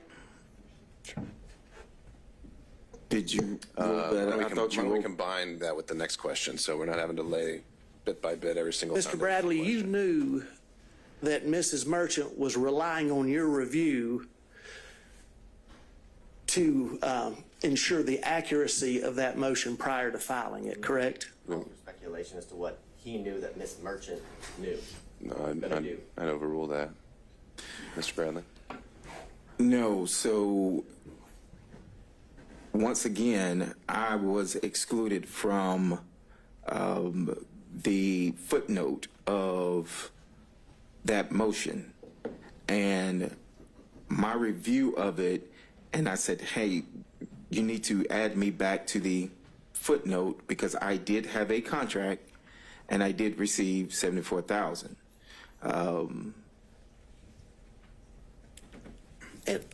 If I may help you out, let's talk just about that part of the motion that deals with the relationship between District Attorney Willis and Mr. Wade.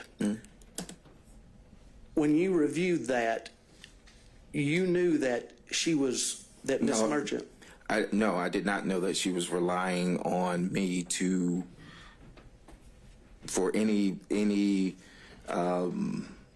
relying on me for any accuracy other than what was put in there about the $74,000.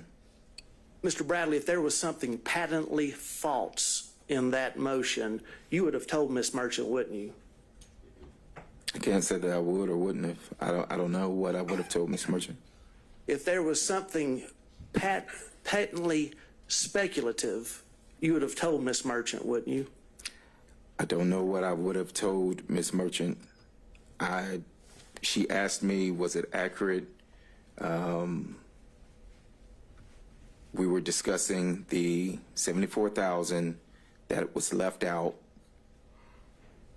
Again, if I may direct you just to that portion dealing with the relationship between Mrs. Willis and Mr. Wade. You didn't tell her that there was anything patently false in that because you didn't see anything patently false in that motion as it relates to the relationship.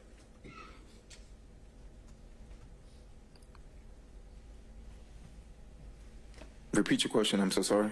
You did not inform Mrs. Merchant that there was anything patently false in that motion that you were presented with as it concerns the relationship because you did not see anything that was patently false, correct? Objection asked and answered cumulative. All right, next question, Mr. Stockton.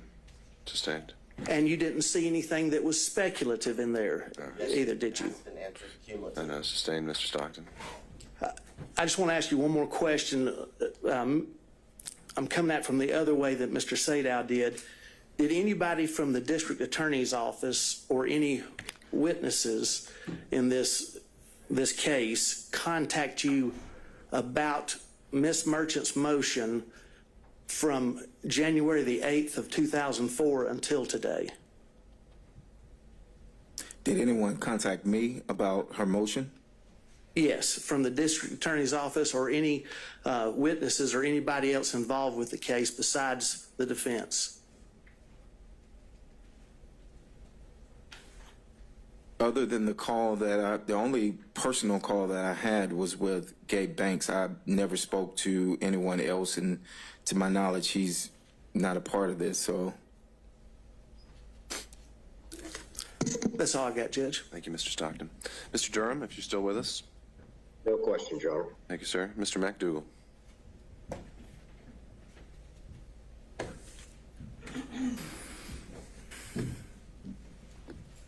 Good afternoon, Mr. Bradley. You have certain information about the relationship between Mr. Wade and Ms. Willis that is not privileged, correct? Well, that was my determination, so I think he disagrees with it. So what we're going to say his opinion's a little irrelevant on that point. Do you understand that the court has ruled that certain information that you have about the relationship between Ms. Willis and Mr. Wade is not privileged? The court's ruling, as I understood it, and as my lawyers and I understood it, of the privilege not existing was based off of a conversation that was had in my office, in the back of my office, which was confidential, with Mr. Wade and I. That's what was asked of me on yesterday, and that's what the ruling, to my knowledge, unless I'm being corrected here now and saying that it's more, it was that particular piece that the judge said did not have privilege. And have you testified already today to the sum total of your knowledge of the relationship that is outside the scope of the privilege according to the court's ruling? Can you ask that again? I'm sorry, I didn't understand it. Referring to what you understand to be the information that is not privileged, have you testified to the sum total of that information? I think I have, yes. I think I've testified to that, yes. All right, sir. That's my questions. Thank you, Mr. McDougall. Mr. Rice. Thank you. Mr. Bradley, at least as of February 15th, when you first testified, you said that you still considered yourself a I think I said that, yes. I think I did, yes. And you've been friends with Mr. Wade for over 10 years, correct? That would have been fairly accurate, yes. And you recall communicating with Ms. Merchant about this case and about Mr. Wade and Ms. Willis's relationship, correct? to object as to asked and answered and cumulative by all three of the previous. Sure. We don't delay that foundation. Why don't we combine it with the next question where you've got a new point to make? Okay. Mr. Bradley, when you communicated with Ms. Merchant, did you tell her any lies about Mr. Wade and Ms. Willis's relationship?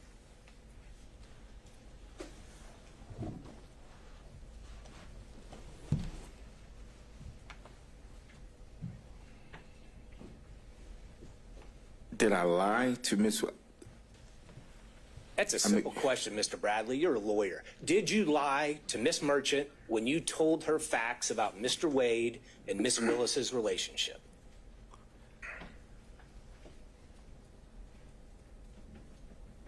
Not that I recall. I don't recall.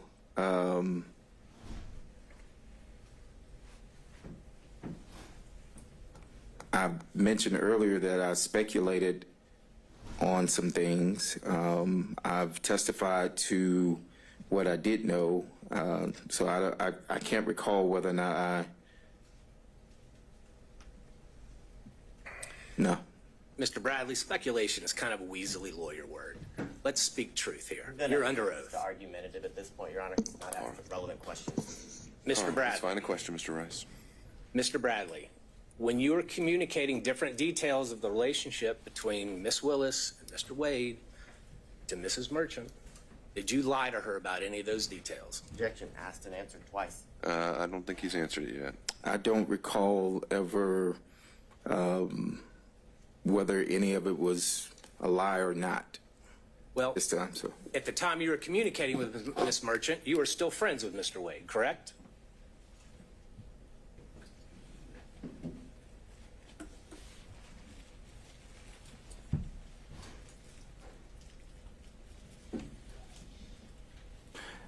Yes. And at the time you were communicating with Miss Merchant, you knew that she was talking to you in her role and capacity as an attorney in this case, correct? Correct. And you knew that she was going to use that information to somehow benefit and file a motion and benefit her client, correct? I did not know that. Okay, so I did not, well, I'm sorry. So as an attorney yourself, you are testifying here under oath that you had no idea what Miss Merchant was going to do with all the details that you were giving her about Wade and Willis's relationship. So at the time, no, I did not. I knew that Miss Merchant was gathering information. That is correct. Okay. And did you lie to her when you told her that the relationship began before 2021? I don't think we need to drill into specifics. He's covered it at a high level. I don't think we're going to get much out of this. Okay. Mr. Bradley, isn't it true the only thing that has really changed? Well, you were speaking to Miss Merchant, whether by text or by telephone. You never said to her that I don't remember or that I'm speculating, correct? I don't recall. Well, you've looked through a whole lot of text messages. Do you remember ever seeing any communication from you that said, I don't remember?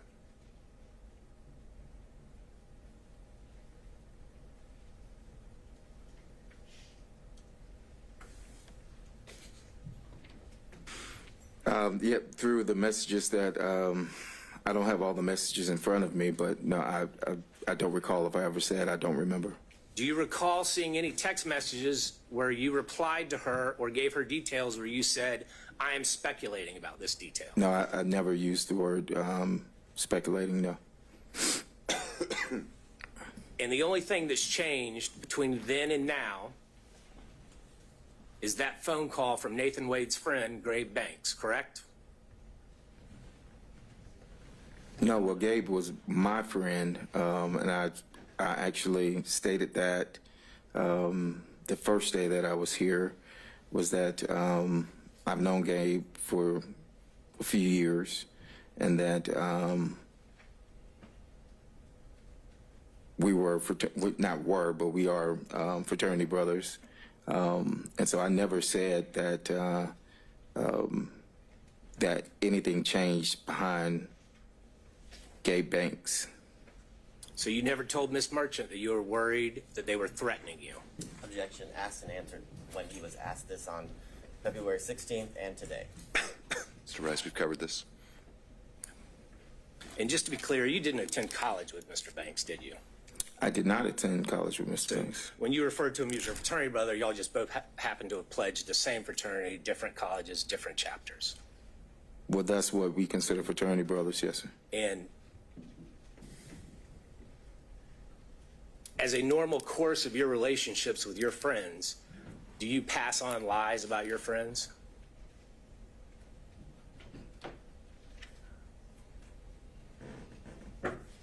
Have I passed on a lie about a friend? Is that what you're asking? Is that something you normally do, Mr. Bradley? Do you tell lies about your friends? Have I told lies about friends? I could have, I don't know. Do you tell lies about your friends about a case of national importance? Objection as to. All right, overruled. I could have, I don't know.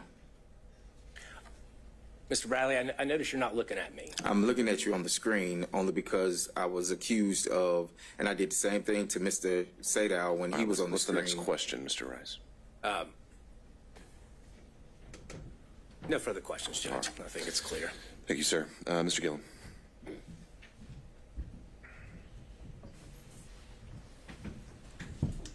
Good afternoon, Mr. Bradley. A few questions. A lot of folks have taken up the questions that I wanted to ask, but I've got a few left here. We'll see. We'll see. You said Mr. Bradley, you said you didn't know what Ms. Merchant was going to be doing with the motion that she sent you. You remember that testimony a few minutes ago? I think I said I didn't know that. I knew that she was gathering information, yes. Well, let's look at the title of the motion that she sent you. Do you remember reading? That was sent on the 6th. Excuse me. Do you remember reading the defendant Michael Roman's motion to dismiss grand jury indictment as fatally defective and motion to disqualify the district attorney, her office, and the special prosecutor from further prosecuting this matter? Do you remember seeing that in the draft that you read and reviewed? Yes. So when you tell this court that you didn't know what she was up or what she was going to do, she kind of gave you a hint, didn't she, in the title of the motion that she sent for you to read? Didn't she? Yes or no? I read the title of what the motion was. There wasn't anything in the title that threw you off. Pretty straightforward speaking title, isn't it? Correct. So you knew that what she wanted was information from you so that she could then file a motion to dismiss the grand jury indictment, to motion to disqualify the district attorney and her office and the special prosecutor from further prosecuting the matter, right? I'm going to object to speculation. You knew that, didn't you? Overruled. Yes or no? When she sent that motion, yes. Okay. And you knew that the special prosecutor that to whom she was referring in that motion was Mr. Wade, correct? You knew that. Yes. Because you read the motion, you said you reviewed it, correct? Yes. And we're not going to go over all of the, number one, because we don't have time, and number two, the court wouldn't let me. But there are a few things that I do want to ask you about in that response, in that aspect. Now, in that motion that you said you reviewed, on page 6 of that motion, well, on page 5, it starts off with, how do we know this? And there's a question mark. All right. Yeah, Mr. Gillen, I can appreciate what you're doing. I think that's something you can do at argument. He's said as a whole that he got the motion, and he's had his response as to his opinion of how he handled it. I don't see that, again, this really being necessary to go through it line by line of what. Well, a little indulgence, Your Honor. I'm not going to go. This isn't going to be a 40-minute death march through the motion. I would like to ask about a few bullet points that capture under this, and then I'll move on. But I would ask the court's indulgence in that respect. Again, I think he I think we've covered it, and I think that you'll be able to argue that this was in that motion and that he had a chance to review it and he never objected to anything in there or raised it. So That's a problem, always ending up last. Asking it very questions. much is. And next time I'll reshuffle the order. Well, you know, we did earlier with Mr. Wade, and then I hear you. that was kind enough, and then the court said we had to go. Don't need to draw straws next time. There we go. I'll go with that. All right. Anything Thank else? you, Ron. That's all I Okay. have. Okay. We had Mr. Kucherov potentially still on Zoom. Yes, Your Honor, and I have just a few questions. All right. Could we add a spotlight to Mr. Kucherov? I'll let you know when we're able to proceed.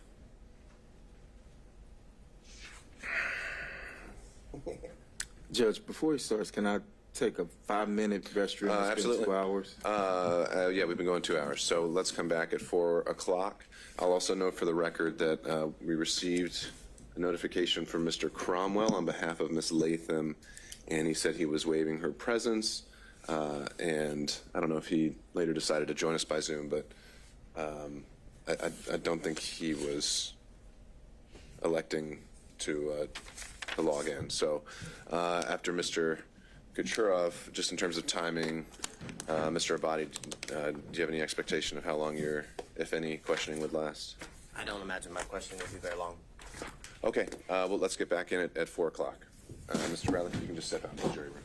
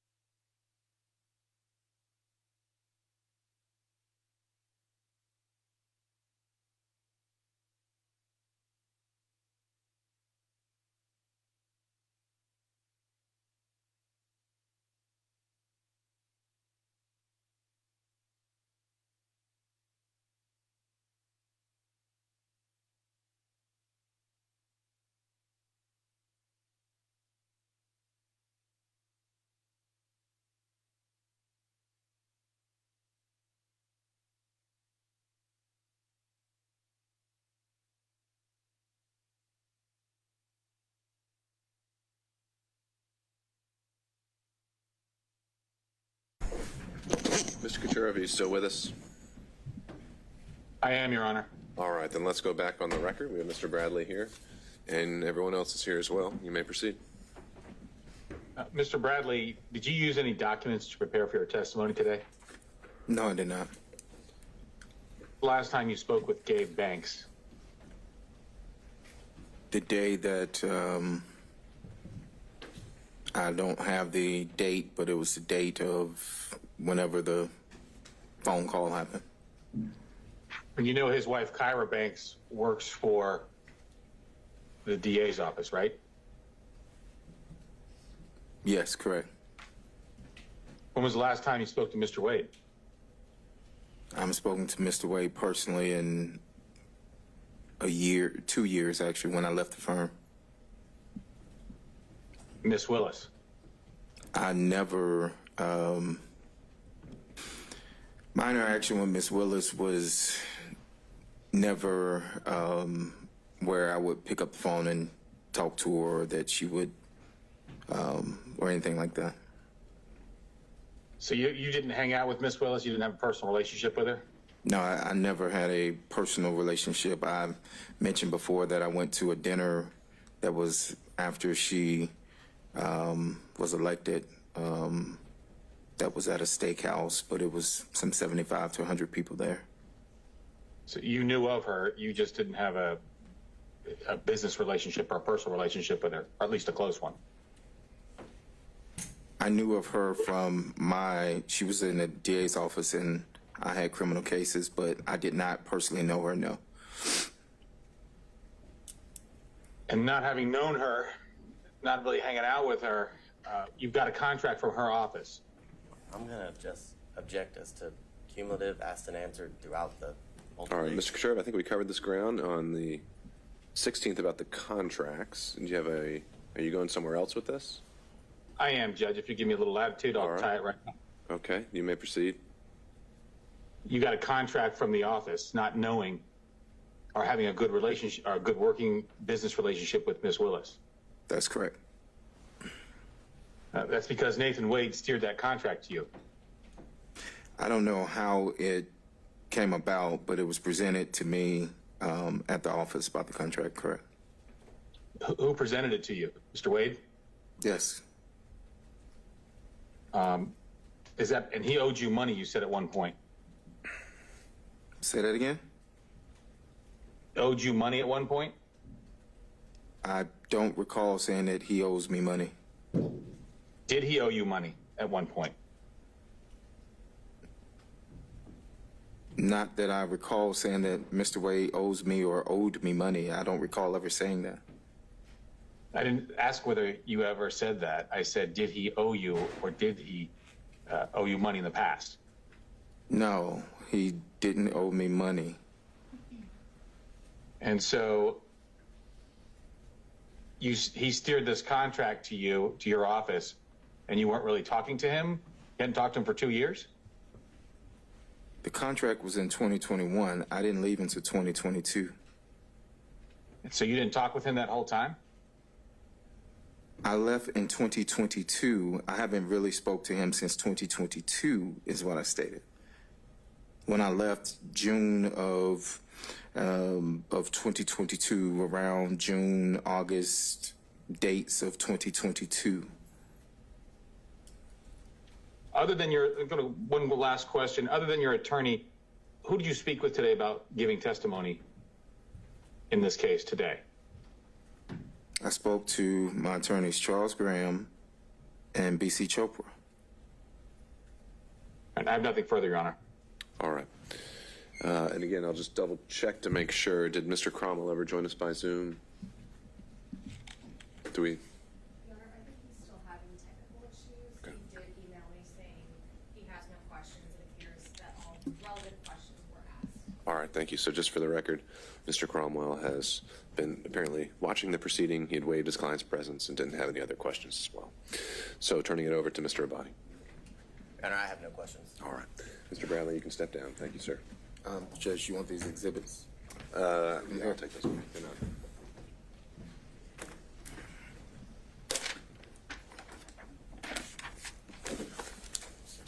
May I right. excuse her? That's right. I have a follow-up based on some questions, and it's just about the text. And what, just by way of proffer, what about the text? Just to admit, so when other people asked about the text, some of them weren't in the record today, so I organized them.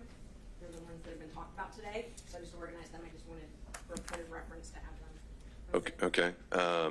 And do we need Mr. Bradley for that? I don't believe so, but Have you marked them? yes. Have you showed them to the state? I gave a copy to the state, but so these Mr. are. Bradley, just hang on just for 1 second, just to make sure. I'll give you all of them. So. Admitting all of them?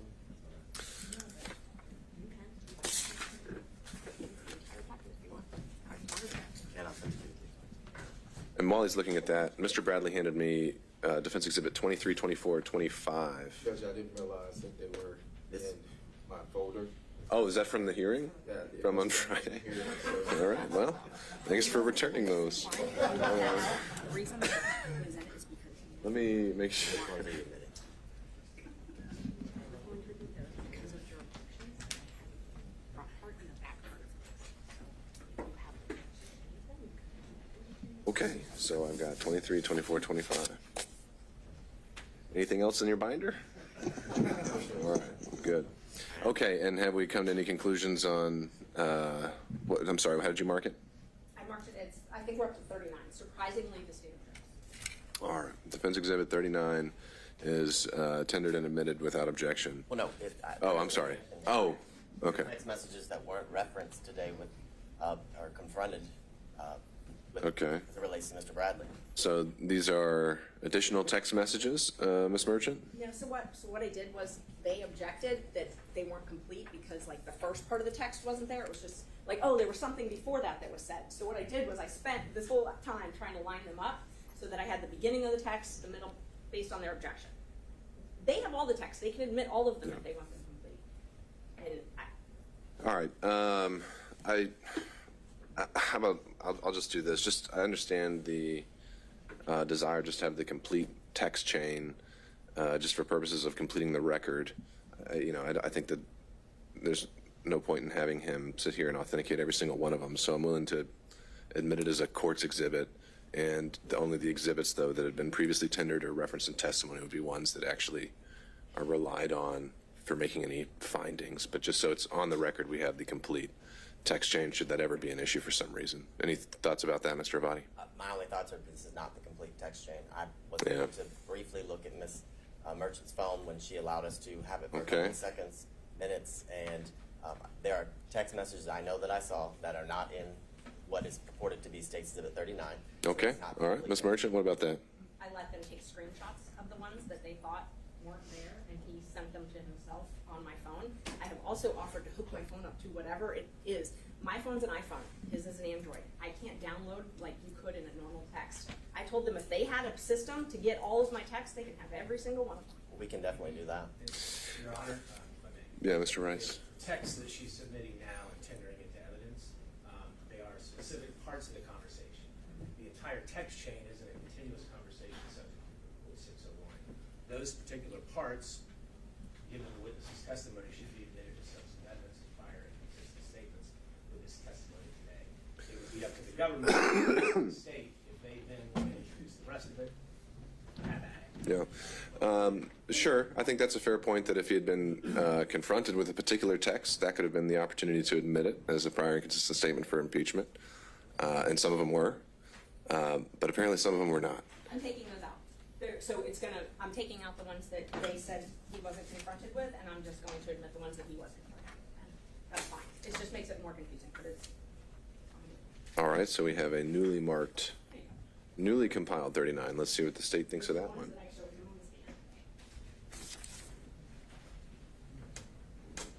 All right, regardless, if that's now what is being discussed, again, I don't see a need for Mr. Bradley to be here any longer, so I'm going to excuse him at this point. Thank you, Mr. Bradley. Judge, may we be? Of course. Take care.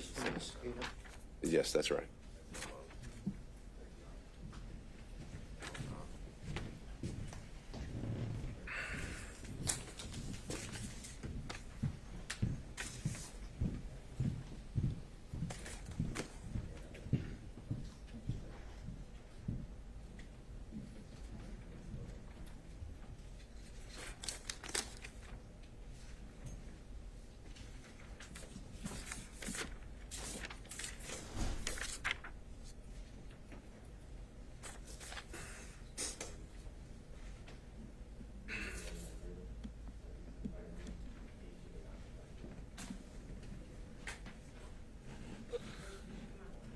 The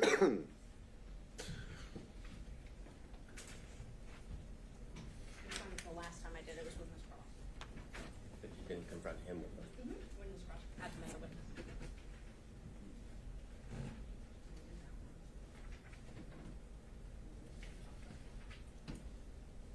Okay, So where are we with Defense Exhibit 39? it might be helpful if you looked at them so you know what we're talking about, but I confronted him with all of these. Right, I know. So, Exhibit 26, I put in so that it made sense, so you could read it. You know when you're reading a text and it's a conversation? Sure. They're upset that they're not in order now, I guess. I don't really understand, but if you want to look at them, you can. Well, let's start from the beginning. What is the purpose of Defense Exhibit 39? These are the ones that I showed him, and that I showed him today.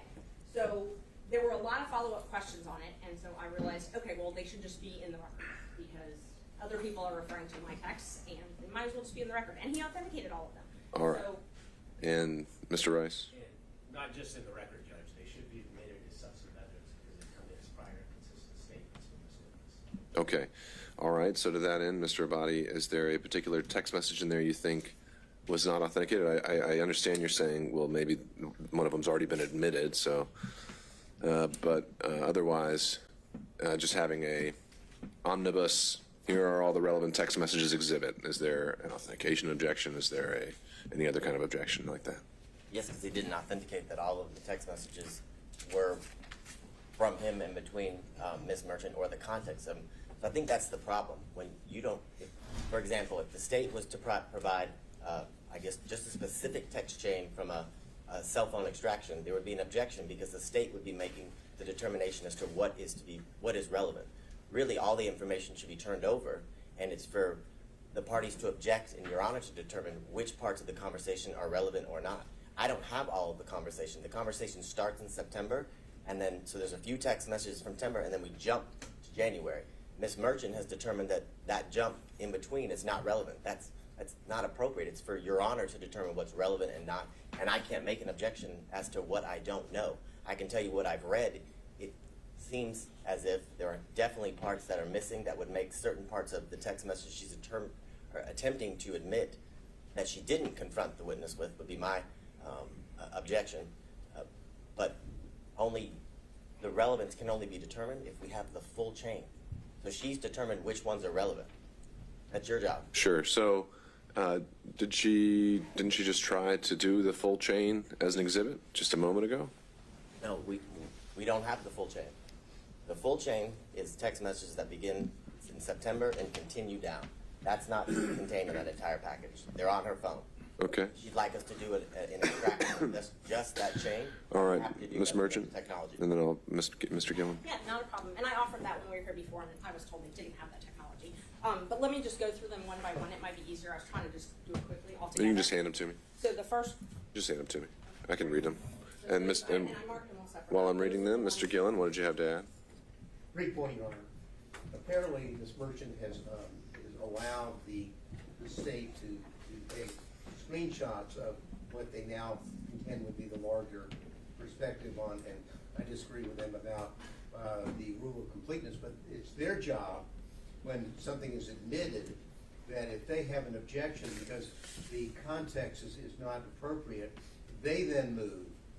The state should have moved the rule of completeness to the admissibility of the other emails chain that they had. So the real issue here is their failure to comply with the rule of completeness once they had the material from the last hearing that they took screenshots of. Well, isn't that what he's doing now? Because now they're being tendered?